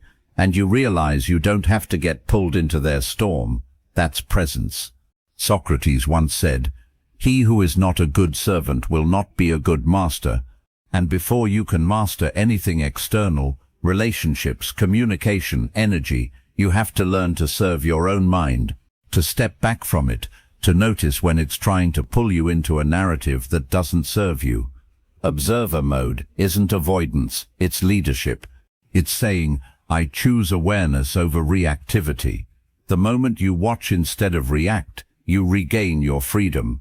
The tension is still there, but now you're studying it, you're learning from it, and that learning gives you options. You can say less, you can choose silence, you can move your energy instead of matching theirs. It's not about pretending to be unaffected. It's about realizing you don't have to be swept away just because someone else is drowning. Plato said, "The measure of a man is what he does with power." But the greatest power isn't what you say, it's what you withhold. The power to stay centered when someone tries to shake you. The power to let a moment breathe instead of trying to control it. The power to see the game without needing to win it. Most people don't have that power because they've never practiced stepping out of their identity. They've never watched themselves in action. They've never asked, who am I being right now? But the moment you start watching, you start changing. Because you can't improve what you don't observe. And you can't observe if you're always immersed. Start small. The next time you feel yourself getting tight, triggered or anxious, pause. Imagine you're not you. You're just watching a person named you in a scene. You're studying their tone, their thoughts, their posture. You're noticing what's rising inside of them and what they're choosing to do with it. That space you just created, that's the beginning of emotional sovereignty. And the more you practice it, the more natural it becomes. Eventually the pause gets longer, the clarity gets sharper. You start noticing why you want to say something, where that reaction comes from. You don't judge it, you just see it. And that seeing is liberation. Aristotle said, "It is the mark of an educated mind to be able to entertain a thought without accepting it." That includes emotional thoughts. Just because you feel it doesn't mean you have to act on it. Just because something stirs in you doesn't mean it needs to be unleashed. Observer mode teaches you how to entertain the emotion without becoming it. This is how you grow without force. You stop chasing control and start cultivating presence. You stop needing everyone to act a certain way so you can feel okay. Instead, you trust your ability to remain grounded because you've trained for it. Not with aggression, not with overthinking, but with awareness. And once you've lived from that place, once you've tasted the quiet power of watching instead of reacting, you won't want to go back. You'll start choosing peace, not because you're afraid of conflict, but because you know what it costs to constantly be inside it. When someone disrespects you, it's easy to meet them with sharpness. When someone snaps at you, ignores you, mocks you, it's natural to want to mirror that energy, to give them a taste of their own medicine, to strike back verbally or emotionally because your pride flares up and demands justice. But what if I told you that the strongest counterpunch isn't anger or revenge? It's compassion. Not the soft, overly sentimental kind, not pity, true compassion. The kind that sees through the surface behavior and asks, what must they be carrying to act this way? It doesn't mean you excuse bad behavior. It doesn't mean you let people walk all over you. It means you refuse to join them in their pain. You see it clearly for what it is, and instead of reacting, you rise above it. Because once you understand that most people's cruelty isn't born from power but from suffering, you stop seeing enemies and start seeing wounds. Carl Jung once said, "Everything that irritates us about others can lead us to an understanding of ourselves, but it can also lead us to an understanding of them." That bitterness you see in someone's tone, it probably didn't start with you. That coldness, that arrogance, it's usually a shield, something they learned to wear a long time ago. Maybe when someone hurt them, maybe when they decided never to be vulnerable again, and now it's hardened into their personality. You happened to be there when the wound showed up, but that doesn't mean it's about you. When you see someone lash out, ask yourself, is this strength or is this pain wearing armor? That one question shifts your entire posture. Suddenly, you're not reacting, you're observing. And that observation gives you space. In that space, you find your real power, the ability to choose a response that doesn't add fuel to the fire. Plato wrote, "Be kind, for everyone you meet is fighting a hard battle." That includes the person you can't stand, the one who said the thing you can't forget, the one who acted like you didn't matter. They're not exempt. Their pain might look different. Their defenses might be sharper, but the struggle is still there. And when you meet pain with more pain, you just multiply it. But when you meet it with clarity, with understanding, with compassion, you interrupt the pattern. You refuse to be pulled into their storm. You stay rooted. And that rattles people more than any insult ever could. Compassion isn't weakness. It takes immense strength to hold back when someone's trying to provoke you, to stay calm when your pride is screaming, to listen when your ego wants to speak, to soften when everything in you wants to harden. That's real power, because it's power over yourself, over your impulses, over the part of you that wants to defend every wound. Socrates said, "The shortest and surest way to live with honor in the world is to be in reality what we would appear to be." We want to appear calm, wise, unshaken. But are we really? Most of the time, no. We're reactive. We want to win. We want to be right. We want to hurt back. But what we really want deep down is to feel whole again, to feel that no one, not even the cruelest person, can take us out of ourselves. And that's exactly what compassion protects. It doesn't mean you don't feel hurt. It means you don't become that hurt. You feel it. Yes, you acknowledge it, but then you breathe and you ask, what is the most powerful thing I can do here that doesn't cost me my peace? Sometimes that means saying less. Sometimes it means walking away. Sometimes it means responding gently when everything in you wants to be sharp. Not for them, but for you. Because you're not here to play small games. You're not here to let someone else's pain decide who you become in the moment. You're here to master yourself.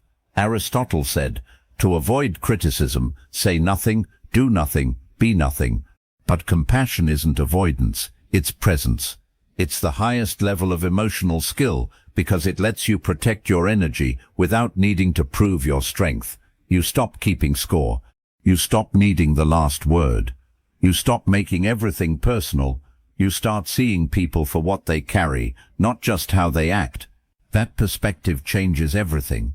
It turns the rude stranger into a soul having a rough day, the passive-aggressive co-worker into someone starved for recognition, the person who left you behind into someone who never learned how to stay. It doesn't erase your boundaries. It doesn't remove consequences, but it does remove the poison. And when you remove the poison, your mind clears, you move on faster, you sleep deeper. You don't replay the same argument a shy 100 times. You don't build imaginary speeches in the shower. You're free, not because they changed, but because you did. Compassion is the ultimate counterpunch, because it puts you in control of your voice, of your energy, of your narrative. It reminds you that you don't have to be anyone else's reflection. You can be your own light. There's something in you that wants to correct them. You hear the lie, the misunderstanding, the subtle jab, and a part of you tightens. You want to set the record straight. You want to defend your name, your choices, your truth. And it feels like if you don't speak, if you don't respond, you're somehow agreeing, or worse, surrendering. But what if you let them be wrong and let it mean nothing? That's where peace begins. Most of us think that being right equals strength. That when someone misjudges us or twists a story, it's our responsibility to correct it, to stand up and speak our truth at all costs. But often the cost is much higher than we realize. Our time, our energy, our calm, our sleep. We trade peace for being right, and we never stop to ask if it was even worth it. Carl Jung once said, "People will do anything, no matter how absurd, to avoid facing their own soul." That includes arguing over things that don't need resolution. That includes obsessing over misunderstandings that don't actually impact your life. That includes chasing the illusion that if they just understood, you could finally rest. But peace doesn't come from being understood. It comes from understanding yourself enough to know you don't need to be. We've all had moments where someone misrepresents us, tells the story in a way that puts them in the right and us in the wrong, and immediately the mind starts building a case, gathering receipts, rehearsing speeches. But all of that lives inside the same wound, the belief that our worth depends on their version of the truth. It doesn't. Aristotle said, "It is the mark of an educated mind to entertain a thought without accepting it." The same goes for criticism, for assumptions, for opinions thrown your way that miss the point entirely. You can hear them, even hold them in your mind for a moment, and choose not to accept them. Not because you're afraid of conflict, but because you've finally reached a level of inner clarity where not everything deserves a response. Letting someone be wrong about you is not weakness. It's strength in its most silent form. It says, "I know who I am, and I don't need your agreement to feel real." That doesn't mean you never speak up. It means you choose when to speak based on purpose, not pride. You stop responding to bait. You stop explaining yourself to people committed to misunderstanding you. You stop begging for fairness in conversations that were never about truth in the first place. Socrates taught that strong minds discuss ideas, average minds discuss events, weak minds discuss people. When you engage in endless correction and defense, you often get pulled into that last category, discussing people, including yourself, in ways that go nowhere. But when you rise above the need to be right, you enter a quieter place, a clearer place, a higher place. And from there, something remarkable happens. The world becomes lighter. You realize that not everyone needs to like you, that not every story needs correcting, that sometimes the most powerful thing you can do is nod, say nothing, and keep walking, not out of indifference, but out of discipline, because you know what peace costs, and you're no longer willing to trade it for the illusion of control. Let them think you're arrogant. Let them believe you were wrong. Let them paint you however they need to justify their own narrative. You don't have to carry the version of you into your next chapter. You don't have to waste hours reshaping a story that wasn't even true to begin with. Plato said opinion is the medium between knowledge and ignorance, and most of what people think about you is just that, opinion, filtered through their pain, their projections, their limited view. You don't need to argue with opinion. You just need to live your truth so fully, so freely, that your life becomes the answer. That's the most powerful kind of correction. None at all. Just peace, just presence, just showing up again and again aligned with your values regardless of the noise around you.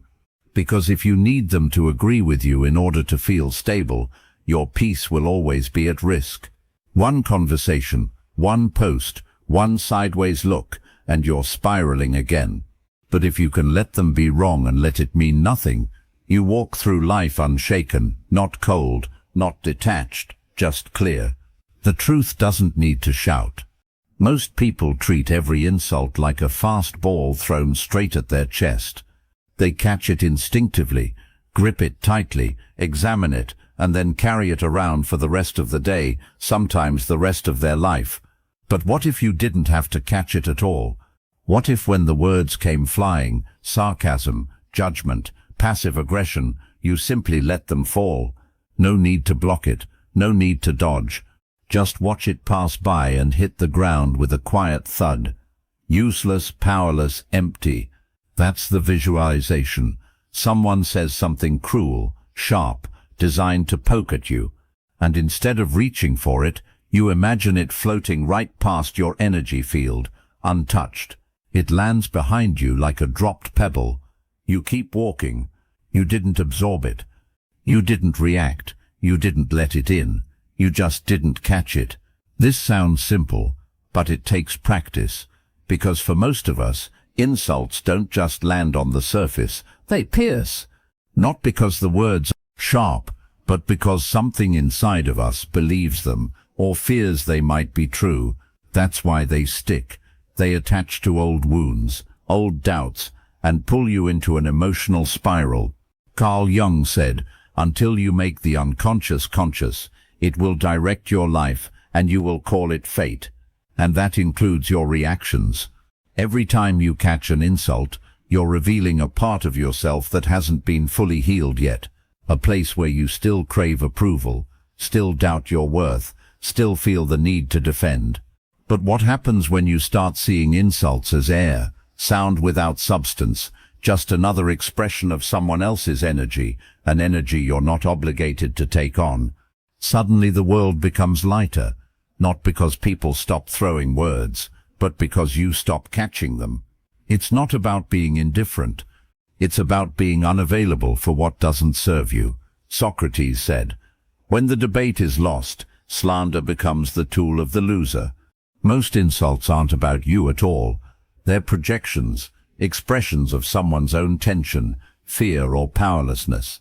And once you stop personalizing them, you stop being controlled by them. Imagine every conversation like a tennis match. You don't have to swing at every ball that comes your way, especially when the ball is covered in venom. Sometimes the most powerful move is no move at all. Just let the ball bounce past you. Let the insult fall to the ground and dissolve.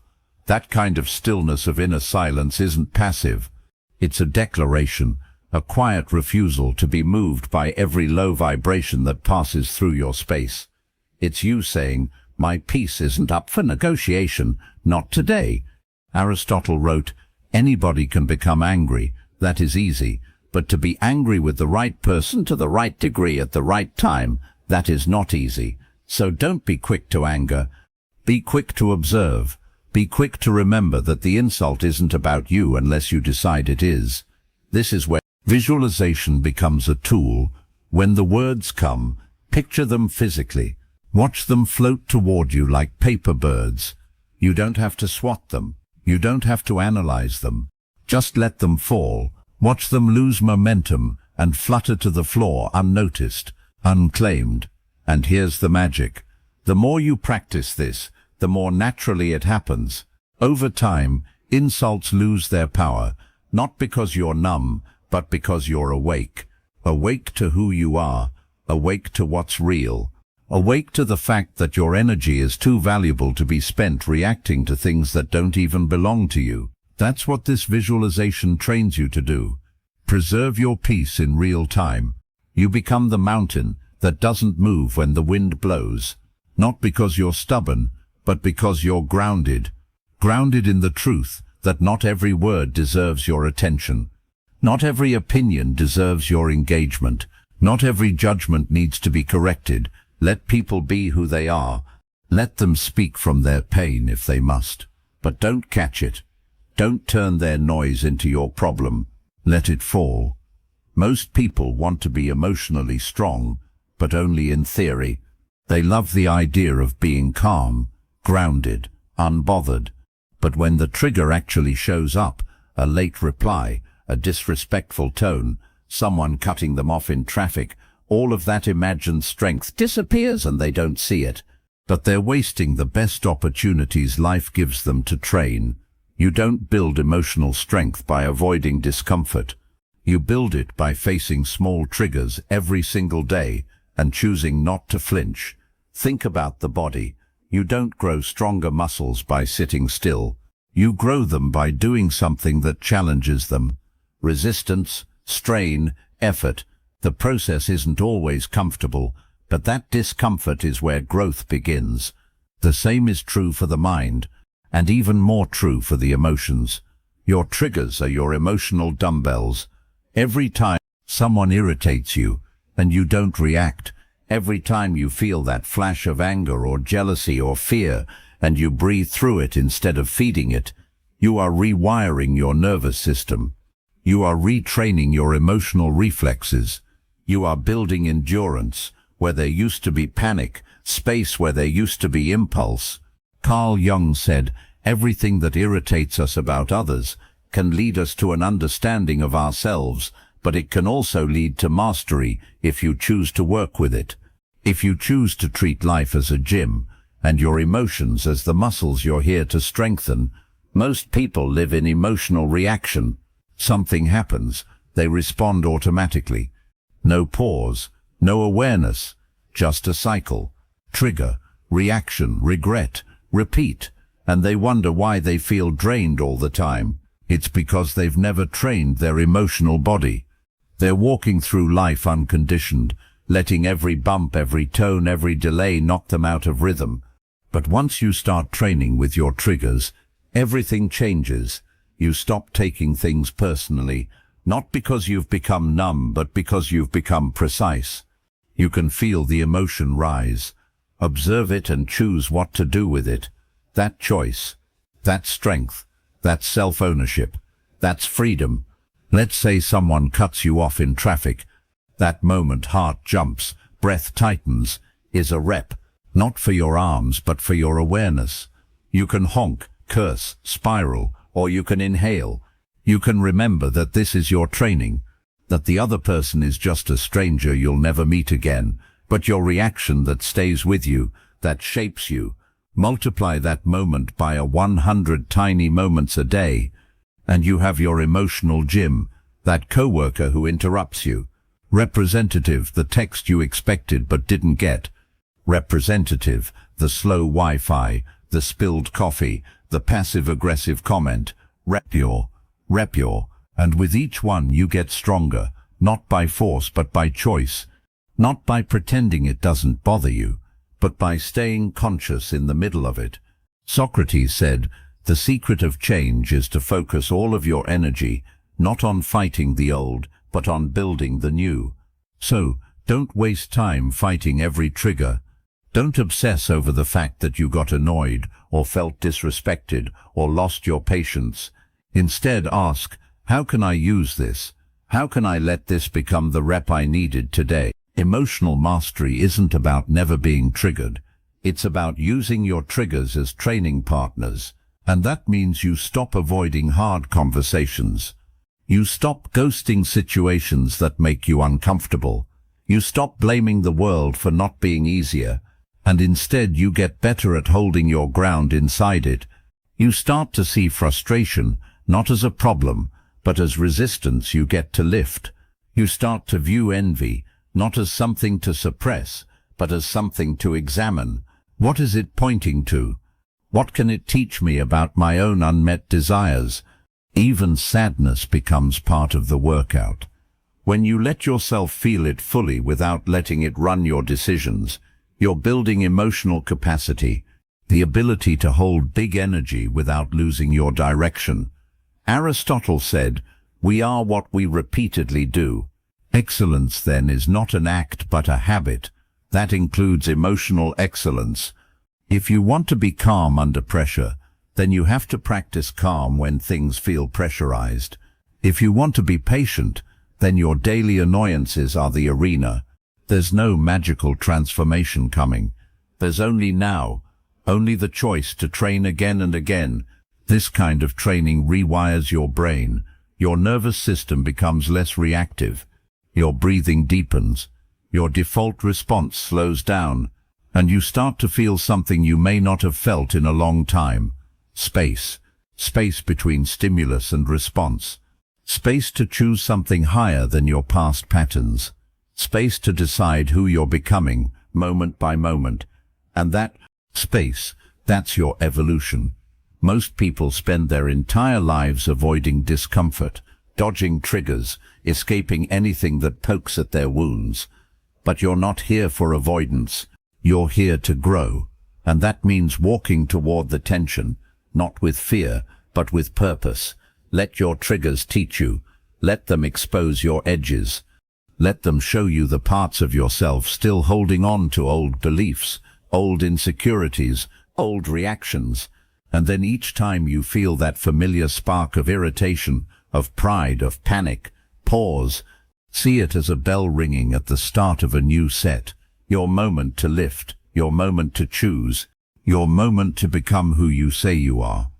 This is emotional strength. Quiet, steady, built in the moments no one sees because no one applauds when you pause, instead of snapping. No one throws you a parade for staying silent when you could have erupted. But those are the reps that count. Those are the moments that build the emotional body you need to carry everything else. So train with your triggers. Life's not punishing you, it's shaping you. Most people believe in speaking their truth. We're told not to bottle things up, not to let people walk all over us. Express how you feel, they say. Don't let it fester. And yes, there's truth in that, but not the whole truth. Because there's another kind of expression that doesn't liberate you. It leaks from you. It's not healing. It's harm disguised as honesty. That's what happens when you speak from the wound, not the wisdom, from the ache, not the understanding. There's a time to speak, but there's also a time to wait, not forever. Just long enough to let the sting pass, to let the noise settle, to let the message you're carrying find clarity instead of chaos. Because what we say in pain often sounds nothing like what we mean in peace. Carl Jung said, "Knowing your own darkness is the best method for dealing with the darkness of other people. But you can't know your own darkness while it's still flaring, while it's still hot, while your nervous system is flooded, and your ego is screaming for validation, for defense, for revenge. In that state, you're not speaking from your true self, you're speaking from your wound. And wounds don't have good language. They have survival reflexes. They blame, they exaggerate, they speak in ultimatums, they say things that can't be unsaid. That's why silence at the right time is not weakness, it's strategy, it's restraint. It's what protects you from saying something that might feel good for a second, but damage everything you've built for years. That pause, that moment where you want to say everything but choose not to, is where your real strength is tested. Because it's not hard to speak when emotions are high. It's hard to wait, to feel everything and still say nothing, to sit with the pain, not project it, to let your inner storm pass before you bring anyone else into it. Socrates once said, "The greatest way to live with honor in this world is to be what we pretend to be." And many people pretend to be strong by speaking first, by getting the last word, by unloading what they feel without considering what it might cost. But true strength looks like this. I'm in pain, and I still choose not to hurt you with it. I'm angry, but I won't let that be the only voice in the room. I'm triggered, but I won't turn that into a weapon. That kind of silence is sacred. It gives you space to find your truth, not the one distorted by emotion, but the one anchored in self-awareness. The one that holds accountability, not just accusation, the one that honors both you and the relationship you're speaking into. Because once you've healed, or at least begun to heal, your words soften. They stop sounding like explosions and start sounding like insight. You're not just trying to prove a point or punish someone anymore. You're trying to connect. You're trying to build something stronger than your pain.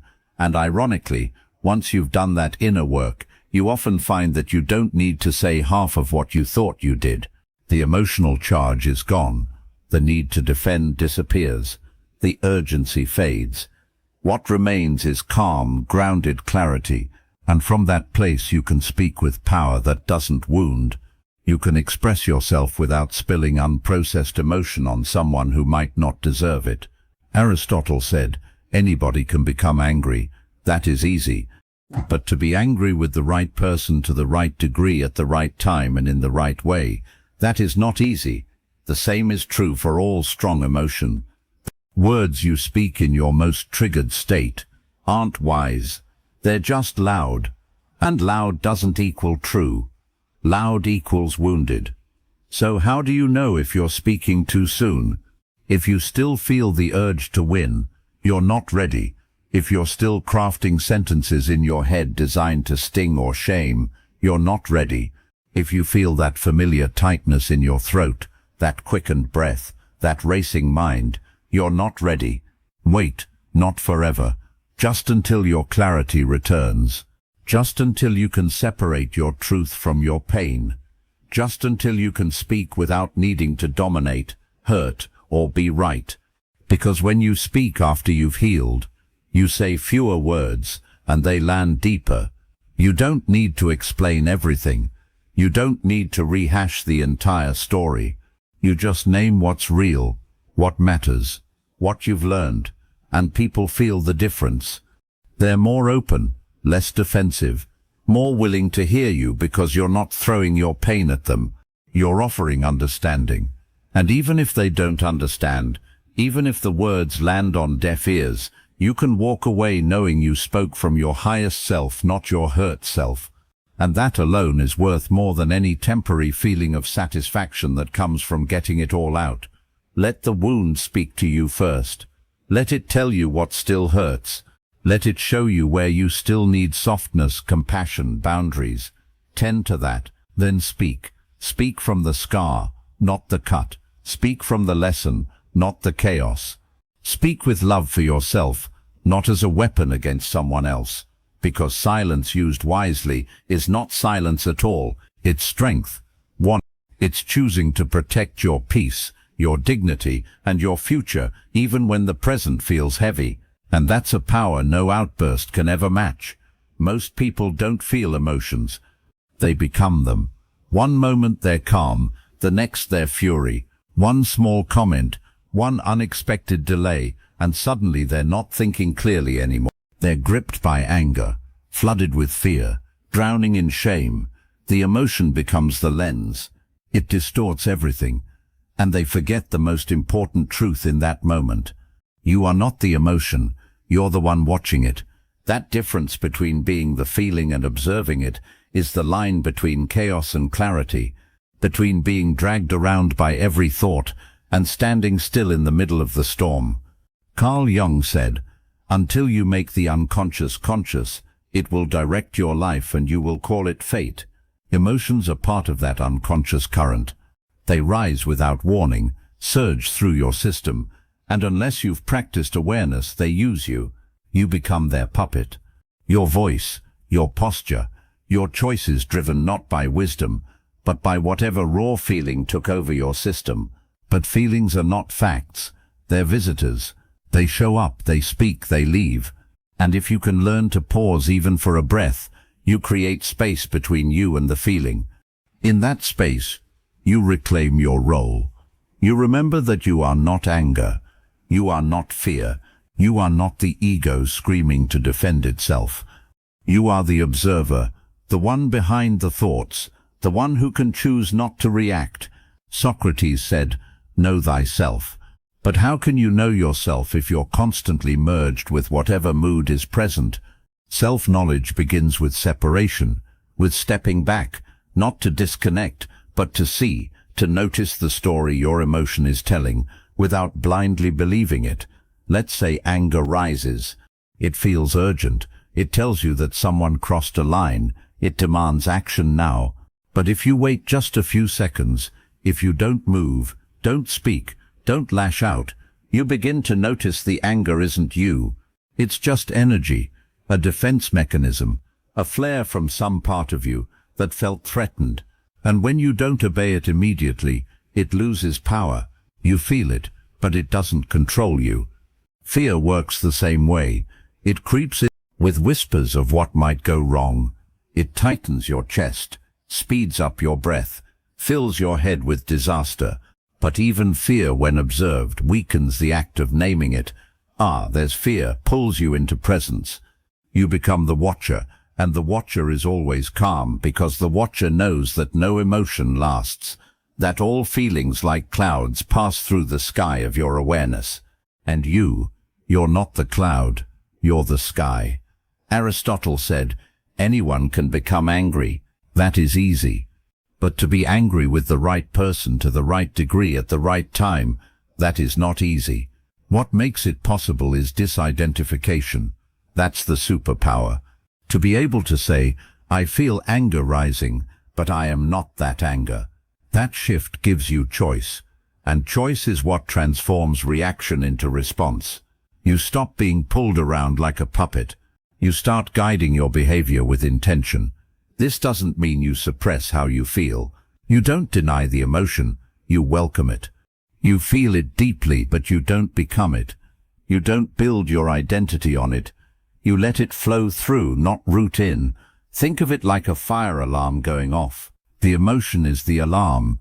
Loud, urgent, impossible to ignore, but you don't grab a hammer and start smashing things. You investigate. You look for the source. Is there a real fire or just some smoke? That's how you begin treating emotions, with curiosity instead of compliance. Every time you choose to observe instead of react, you get stronger, more centered, more free. You stop walking through life as a slave to your moods. You become consistent, steady. People feel the difference in your energy. You're not so easily rattled, not so easily provoked. Not because you don't feel, but because you don't let feelings define you. Plato wrote, "The first and best victory is to conquer self," and you conquer self not by force but by awareness, by noticing the exact moment when emotion wants to take the wheel and calmly, quietly choosing to keep your hands on it instead. This is not easy work. It takes practice, patience, discipline, but with each moment of disidentification, you get closer to emotional sovereignty, the state where you no longer need the world to be perfect for you to be okay. Because now your peace doesn't depend on external harmony, it depends on inner separation between you and the storm. You are not the anger, you are not the fear. You are not the ego shouting for control. You are the one watching it all unfold with quiet power and the ability to decide what comes next. The world won't go quiet just because you found your peace. People will still cut you off mid-sentence. They'll still talk behind your back, misread your intentions, fail to apologize, choose ego over honesty. Life will still throw things you didn't plan. Late nights, early calls, broken trust, sudden losses. The noise won't stop. The chaos won't dissolve. But if you've mastered what we've been building toward, you won't shake. Because the point was never to change the world. The point was to change how you move through it. Most people live in a constant state of emotional turbulence, bouncing between triggers like a pinball. They believe they need the world to be different, kinder, quieter, more predictable for them to feel okay. So they try to manage everything outside themselves, clinging to people who agree, avoiding situations that might sting, chasing control like it's the only way to stay afloat. But what if you didn't need to control the waves? What if you just learned how to stand still inside them? Carl Jung said, "I am not what happened to me, I am what I choose to become." And in this frame, the final one, you become untouchable not because nothing touches you, but because it no longer owns you. You don't become the noise. You don't match every mood in the room. You don't swing wildly from high to low based on someone else's words. You stay centered, quiet inside. That's the power of all the inner work of watching, detaching, disidentifying. You begin to live not as a reactor, but as a responder. And the difference is everything. Reacting is fast, defensive, emotional. It's driven by fear or pride or unexamined pain. Responding is slow, deliberate, conscious. It comes from presence, not panic. And once you live from response, the world starts to look different. Not because it changed, but because you did. The same insult that used to burn now sounds like static. The same rejection that once collapsed, you now feels like redirection. You lose the urge to prove yourself. You no longer need to win arguments or control outcomes. You don't need the apology to find closure. You don't need everyone to understand. That's emotional freedom. Socrates said to find yourself, think for yourself. And to think for yourself, you first have to see yourself, separate from the waves of emotion, the noise, that others live inside. Because when you know who you are, no one else can tell you who you're not. And here's the part no one tells you. When you master this, you still feel. You're not a robot. You're not numb. You still notice the betrayal, the sarcasm, the loss. You still care. But the difference is, you don't react from the wound. You respond from the wisdom that was forged through it. That quiet confidence, it shows up in how you breathe when everyone else is yelling, in how you choose silence over proving your point, in how you walk away, not out of weakness but because you're no longer trying to convince someone of your worth. Plato wrote, "The measure of a man is what he does with power," and the greatest power isn't dominance or control, it's restraint, it's discipline. It's the ability to stay aligned when everything around you is pulling at your edges. You don't chase closure. You don't repeat stories that drain you. You don't sit in rooms where your peace has to shrink. You walk forward with less noise, more clarity. This is the final frame where the world still roars, but your soul stays silent. Not because you're avoiding life, but because you've learned how to meet it with awareness, with steadiness, with the kind of inner strength that can't be faked and doesn't need to be announced. You're not triggered, you're trained, you're not reactive. You're responsible for your energy, your choices, your presence, and the world notices. Not because you're louder, but because you carry something rare, a stillness that no insult can shatter, a calm that doesn't rely on comfort, a clarity that came not from escaping chaos, but from walking straight through it and coming out unshaken. When the world pulls at your edges, remember your strength is not in how loudly you react, but in how quietly you remain centered. Let them shout. Let life twist. You are not here to match the storm. You are here to master your calm. Watch the next video on your screen to keep sharpening your mind and steadying your spirit. You know that feeling, that weight. It sits in your chest before you even open your eyes. Another morning, same storm inside your head. The thoughts come fast. You're failing. You're falling behind. You're not enough. You tell yourself it's just a phase. You pretend you're fine, but deep down something burns. And here's the truth no one likes to say out loud. Most people are not living. They're reacting. Reacting to fear, choking on anxiety, buried under anger they don't understand. You've been taught to fight your emotions, to push them down, to act strong while quietly unraveling. But what if that's the real problem? What if everything you were told about managing your mind is backwards? The Stoics didn't teach us to escape emotion. They taught us to confront it with clarity, to strip it of its illusion, to stop mistaking thoughts for truth. You have power over your mind, not outside events, wrote Marcus Aurelius. So why do we spend every day trying to fix the external world while leaving our inner world to rot? This video isn't here to comfort you. It's here to challenge you, because until you face what controls you, you'll never be free. If you're ready to stop living in reaction and start thinking with purpose, please subscribe.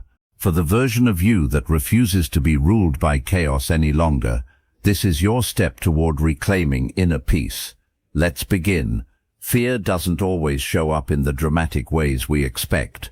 Sometimes it's quiet, it doesn't roar, it hums in the background, disguising itself as being careful or just thinking things through.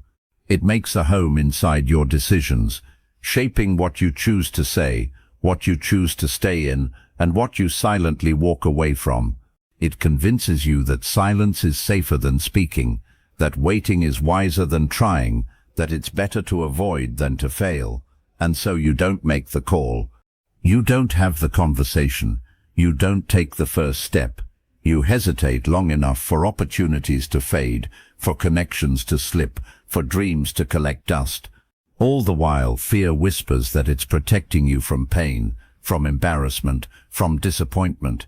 But in truth, it's protecting you from becoming who you're meant to be. And over time, you stop needing a reason to say no. It becomes automatic. You start calling it your personality, but it's not who you are. It's who fear has trained you to be. The tragedy is that most people never realize this until years have passed, until regret replaces hope. They look back and wonder how their life became so small, so repetitive, so painfully safe. Fear is clever like that. It never calls itself fear. It says you're just not ready. It says let's wait for the right moment. But the right moment never comes because fear makes sure of it. You begin to measure your life by everything you've preserved instead of everything you've experienced. You protect your pride, your image, your comfort, but you lose momentum, depth and joy. The Stoics saw this clearly. Marcus Aurelius wrote, "It is not death that a man should fear, but he should fear never beginning to live." That's what fear really costs you, not just action, but aliveness. The kind of presence that only comes from doing the things that make your pulse quicken, your stomach flutter, your mind expand. Fear will offer you a quiet life, and if you're not careful, you'll accept that offer and call it peace. But it's not peace, it's paralysis. The shift doesn't begin by pretending fear isn't there. It begins the moment you admit it is. The moment you look it in the eye and ask, what are you actually trying to protect me from? That question breaks the spell, because most fear is not about real danger, it's about perceived threat, and the threat is almost always emotional. You're afraid of being rejected, of looking foolish, of being misunderstood. But none of those things will actually break you. What breaks people is the quiet ache of a life unlived, the weight of wondering what might have been. That's the kind of pain fear doesn't warn you about. It doesn't tell you that avoiding failure also means avoiding growth. That protecting your image might mean sacrificing your authenticity. It doesn't tell you that by trying to avoid disappointment, you end up disappointing yourself slowly, silently, and repeatedly. Fear is not the villain. It's not even the enemy. It's a messenger. And when you stop running from it, when you actually listen, it often has something useful to say. But listening doesn't mean obeying. It means understanding. There's a difference. You can feel fear and still choose to move. You can carry it with you without letting it lead. Epictetus said, "No man is free who is not master of himself," and fear, when left unchecked, becomes the master. It writes the script, it decides the limits, and the longer it runs the show, the more you believe that this is just how life is supposed to feel. Heavy, careful, tense. But it's not. That's just what happens when your default setting becomes a void. You don't need to erase fear. You need to change your relationship with it.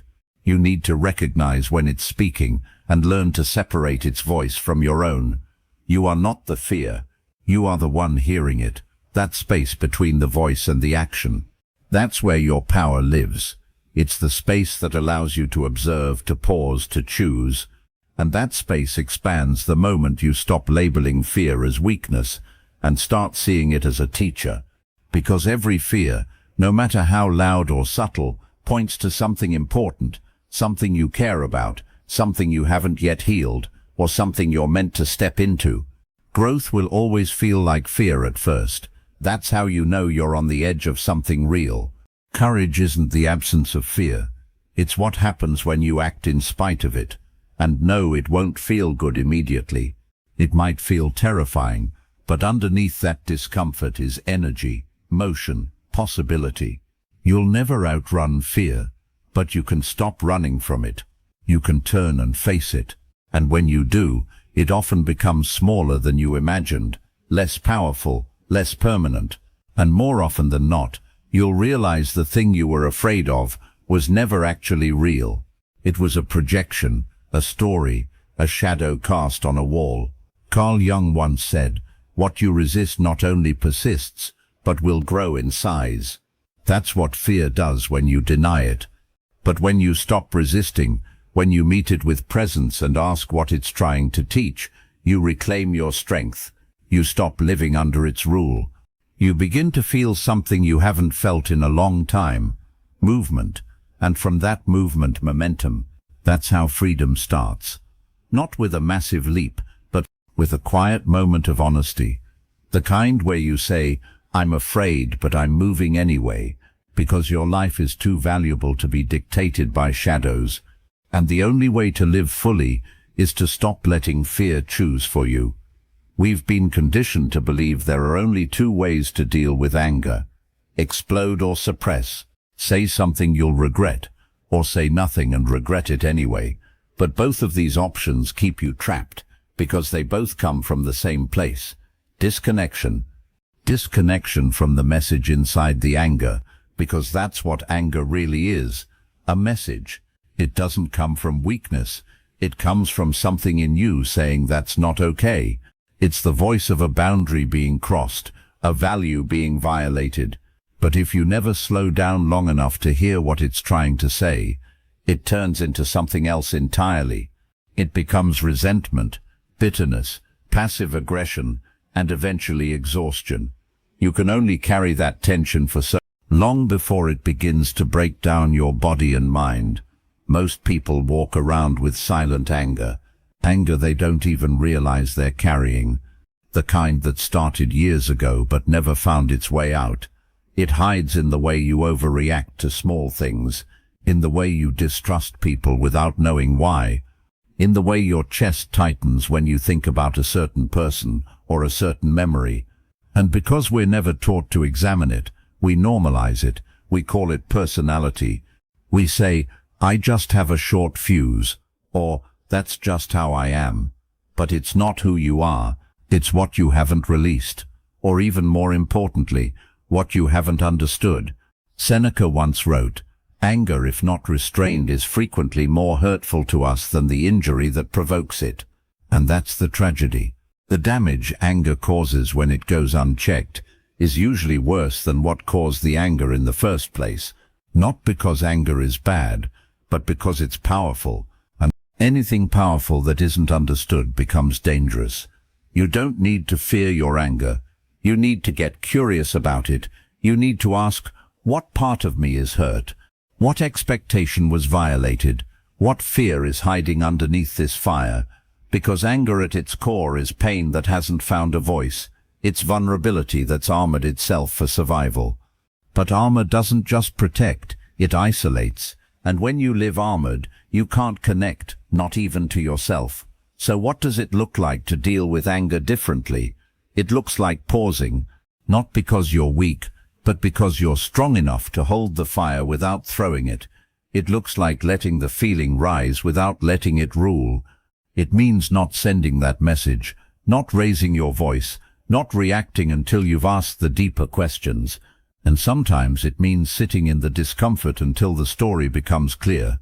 Anger always has a story, and when you hear it fully, it often turns into something else. Clarity, sadness, grief, even compassion. That doesn't mean you excuse what happened. It means you stop letting it live rent-free in your body. There's a kind of quiet power in the person who feels deeply, but responds wisely. The kind of person who can walk away instead of explode, who can express truth without cruelty, who can hold tension without passing it on to others. That's not weakness, that's mastery, and it's built moment by moment, breath by breath, in the pause between trigger and reaction. That pause is everything. It's the space where choice is born, the space where you stop being a slave to emotion and start becoming a leader of it. Carl Jung once said, everything that irritates us about others can lead us to an understanding of ourselves, and that's the invitation anger gives us, not just to blame but to see, to look inward, to uncover the part of us that still hurts, that still longs, that still remembers. The more honest you are about that part, the less power anger has to control you, and the more power you have to respond with depth, not just impulse. You won't always get it right. Sometimes the fire will still win, but each time you pause instead of explode, each time you question instead of assume, each time you choose understanding over reaction, you build something rare, emotional discipline, and with it, a different kind of freedom, the kind that doesn't require the world to behave in order for you to be at peace, the kind that allows you to feel the flame without being consumed by it. Anxiety is quiet but persuasive. It doesn't scream. It whispers just loud enough to make you doubt yourself. It pretends to help, offering you a sense of control. It wraps itself in logic and caution and responsibility. It says things like, Just think it through one more time. Or prepare for the worst, just in case. And it sounds like you. That's what makes it so powerful. It doesn't feel like a foreign voice. It feels like reason. But underneath that steady voice is a current of fear. Fear of uncertainty. Fear of loss. Fear of judgment. Fear of falling apart. Anxiety convinces you that by obsessing over every possibility, you're staying ahead. But really, you're running in circles, exhausting yourself, rehearsing pain that doesn't exist. It starts small, a forgotten task, a strange look from someone, an upcoming deadline, and before you realize it, your heart rate has climbed, your mind is buzzing, and you're miles away from the present. You play out imaginary conversations, anticipate failures, and catastrophize the future, all while the real moment, the one you're actually in, passes by unnoticed. You're not solving anything. You're bracing for what exactly? Something vague, something terrible, something you can't define, but you can definitely feel. And because you can feel it, you assume it's real. But that's the trap. Feelings are not facts. They are experiences, not evidence. And anxiety is one of the most convincing feelings we have. This moment is what anxiety steals from you. It takes your presence. It takes your clarity. It takes your sense of agency. And the worst part is you let it, thinking it's protecting you, but it's not. It's tricking you into living as if every thought deserves attention, as if every worry is a warning. But most aren't. Most are echoes, old patterns, familiar fears, thoughts you've had so many times they feel like truth. But if you looked at them closely, you'd realize they're just that, thoughts, not predictions, not commands, just mental noise with good acting. You don't have to argue with every anxious thought. You don't need to dismantle every possibility. You just need to come back.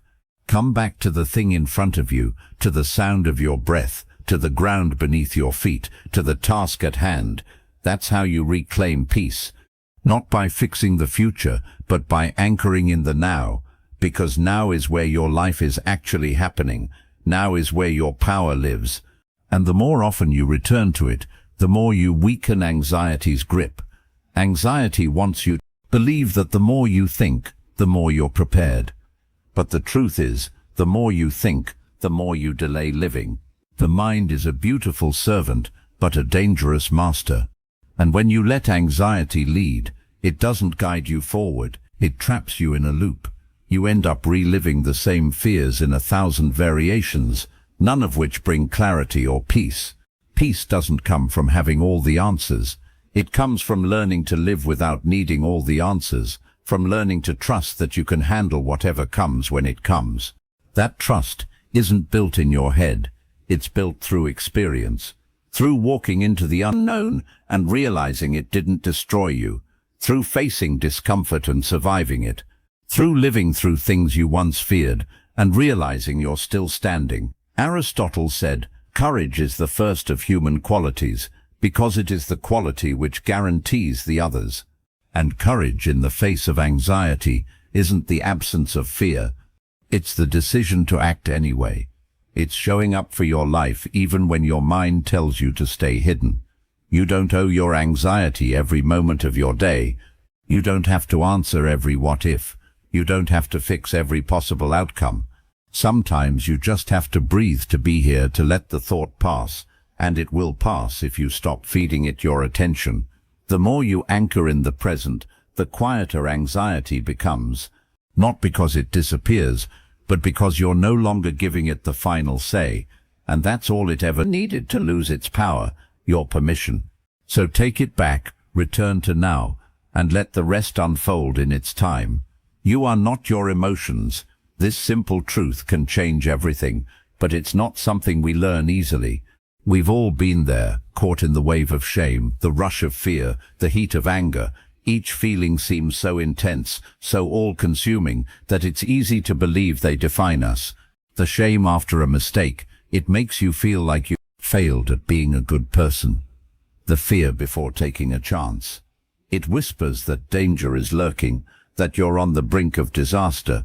The anger, it tells you that someone has wronged you, that you need to fight back, and suddenly these emotions don't just pass through us, they become us. We start to believe that if we feel angry, then we are angry. If we feel anxious, we are anxious. We think the feeling is a command, not a signal. But emotions are not facts. They are indicators. They point to something deeper, something that's happening inside of you. But when we treat them as truths rather than messengers, we allow them to control our actions, shape our choices, and determine our worth. We live in a world that constantly tells us to be happy, to feel good, to get rid of negative emotions. But what if the goal isn't to avoid emotions? What if the goal is to learn how to live with them without letting them define us? What if feeling sadness, anxiety, or anger is not a weakness, but a signal that we're alive, that we care, that we're human? These emotions are natural. We don't need to suppress them, but we do need to understand them. If you've ever been caught in a storm of emotion, you're not weak, you're human. You are experiencing the full range of what it means to be alive, and that's not a failure. It's an invitation to grow. This doesn't mean you'll never feel sad, anxious, or angry again. It means you'll feel those things, but they won't control you. You'll learn to let them come and go like weather patterns in the sky. They'll still be there, but they'll no longer be the force that drives your decisions. You are the one who gets to decide how to respond. That's where freedom lies. Not in a life without negative emotions, but in a life where those emotions don't control your thoughts, actions, and identity. It's easy to get lost in your emotions. It's easy to think that what you feel is who you are. But the truth is, you are so much more than that. Your emotions are a part of you, but they don't define you. They don't get to tell you what to do or who to be. You are the one who gets to decide that. And once you realize that, you stop being a victim of your emotions. You stop reacting, and you start responding with clarity and intention. And that's when your life begins to change. Not because the emotions go away, but because you choose to rise above them. You're not broken because you feel anger, fear, or shame. You're human, and that's a gift. But the real power comes when you understand that those emotions are signals, not commands. When you realize that you are the sky, not the storm, you reclaim your life, you reclaim your peace, and you reclaim your power to choose how to live in the face of adversity. And that is where true strength begins. So much of our suffering comes from one illusion, the belief that if we try hard enough we can control everything. We try to control the people around us, their reactions, their opinions. We try to control our own thoughts, pushing them down or forcing them to be what we think they should be. And we try to control the future, imagining every possible outcome so we can be prepared for what might happen next. But here's the hard truth. You can't control any of it. No matter how much effort you pour into it, there will always be things beyond your grasp. The weather, the traffic, the rude comment from a stranger. It's not yours to control. We spend so much of our energy trying to hold on to things that don't belong to us, and in doing so, we exhaust ourselves. But the Stoics, those ancient philosophers who faced wars, plagues, and the collapse of empires, they understood something crucial. Control is an illusion. And once you realize that, you can stop wasting energy on things you can't change, and instead pour that energy where it truly matters, into the things you can control. The Stoics didn't seek control, they sought clarity. They understood that the only thing in life truly within their control was their own responses, their thoughts, and their actions. What someone else says or does, not yours. How they treat you, or the world around you, not yours, but how you respond to it. That's always yours, always has been, always will be. And once you take responsibility for your own response, you gain the most powerful tool at your disposal, your mind. Because here's the thing, your power isn't in controlling the world around you, it's in how you relate to it. And this shift is so subtle yet so profound. Once you stop trying to control the uncontrollable and focus instead on what you can actually influence, you begin to feel a freedom you've never known before. It's so easy to get lost in the illusion that we should be able to fix everything, our work, our relationships, our future. But as long as you're chasing control over things that aren't yours, you're setting yourself up for frustration and burnout. Traffic jams, they'll happen. Rude people, they'll show up no matter what you do. But your response to them, that's the one area where you have total control. That's where your power lies. The choice is yours. You can react, letting the world push you around, or you can choose how to respond. Even when everything around you feels out of control, you're not powerless. You've just been spending your power in the wrong direction. The way you respond to the world around you is where you hold your real strength. And if you continue to give that power away to let the outside world dictate your emotions, then you'll remain trapped in a cycle of stress and frustration. But if you reclaim that power, if you turn it inward and focus on what you can control, your thoughts, your actions, your reactions, you'll begin to live differently. You'll stop being the victim of circumstances and start becoming the creator of your experience. The more you practice this, the more you begin to realize that the external world doesn't have to dictate your inner peace. You can walk through the storm and remain calm. You can face the chaos and stay grounded. When you stop trying to control everything, when you let go of the need to manage the unmanageable, you open up space for peace, for clarity, for wisdom. The key here is to stop resisting what you can't control and start focusing on what you can. And what you can control is how you choose to react. That's where your power is. That's the shift from being the victim of life's circumstances to being the architect of your own experience. When you realize this, everything changes. You stop getting caught up in the little things, the traffic, the rude comments, the inconveniences of daily life. Instead, you see them as opportunities to practice the art of response. You stop waiting for the world to give you permission to feel at peace. You stop thinking that the perfect situation, the perfect moment will arrive, and only then will you be able to relax. The truth is, there is no perfect moment. There is only now, and in this moment you have the power to choose. When you focus on what you can control, your mind, your actions, your reactions, you start living life on your own terms. You stop letting external events dictate your happiness, and instead you create your own peace. It's not about ignoring the difficulties, but about recognizing that you have the ability to rise above them.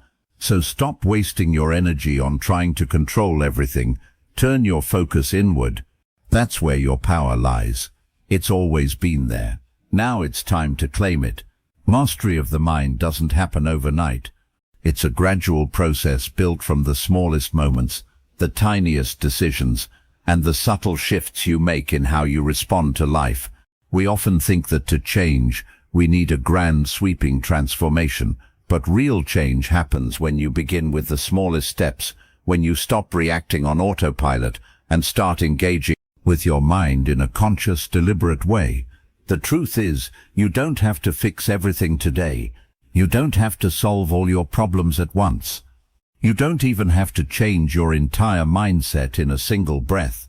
What you need is to make a choice to pause instead of react, a choice to take a breath before you speak, a choice to observe your emotions rather than let them dictate your actions. Each small choice, each mindful moment builds upon the next. It's not about perfection, it's about progress. And that progress begins with a decision to stop fighting your emotions and start seeing them for what they are. Fear will show up. It always does. It doesn't need permission, and it doesn't announce its arrival. It just slips in quietly, insidiously. But when it does, you don't need to run from it. You don't need to try and outrun the feeling. Instead, listen to it. Let it speak. Ask yourself, why am I afraid? What is this fear really about? You may not have control over the fear itself, but you always have control over how you meet it. And when you choose to stop fleeing, you begin to dismantle its power. You don't need to act on every fear. Sometimes the act of acknowledging it is enough. The same goes for anger. Anger, when unexamined, can lead us to react in ways we regret. It flares up, pushing us to speak or act without thinking. But what if instead of exploding, we simply paused? What if before we let the anger control our words or actions, we stopped, breathed, and reflected? This shift, this simple pause, is where real transformation happens. Anger, like fear, is a signal. It's a message from within that something needs attention, but it's not an instruction to act rashly. Anger can be useful if you choose to channel it into understanding instead of explosion. Carl Jung once said, "Until you make the unconscious conscious, it will direct your life and you will call it fate." This is the key to breaking free from the autopilot of your thoughts and emotions. When you let your reactions run the show, you are living unconsciously.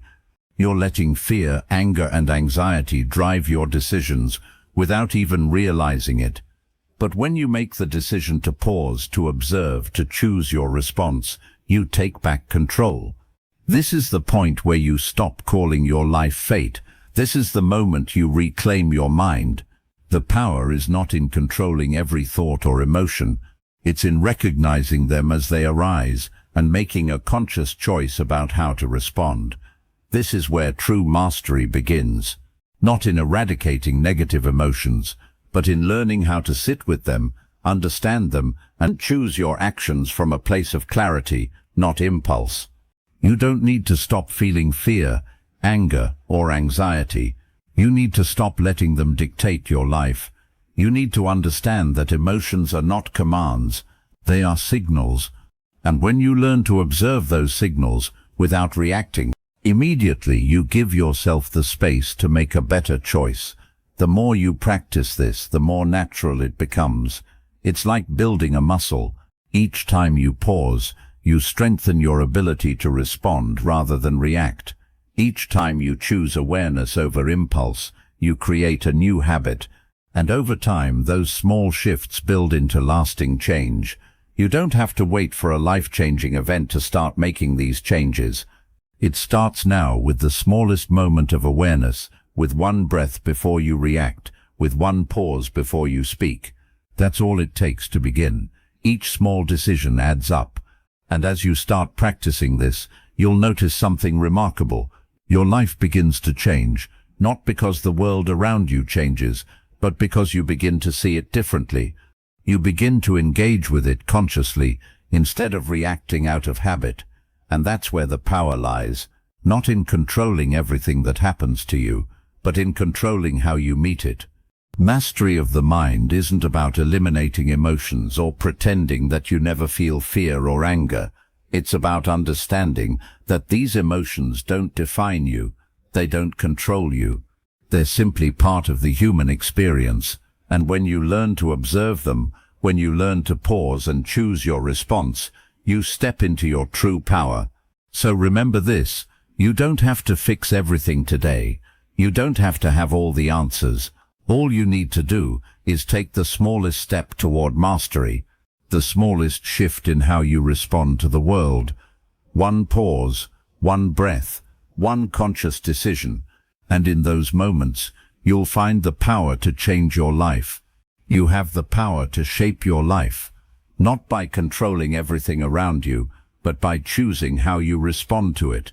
Every moment you choose awareness over reaction, you're not just changing your actions, you're changing your destiny.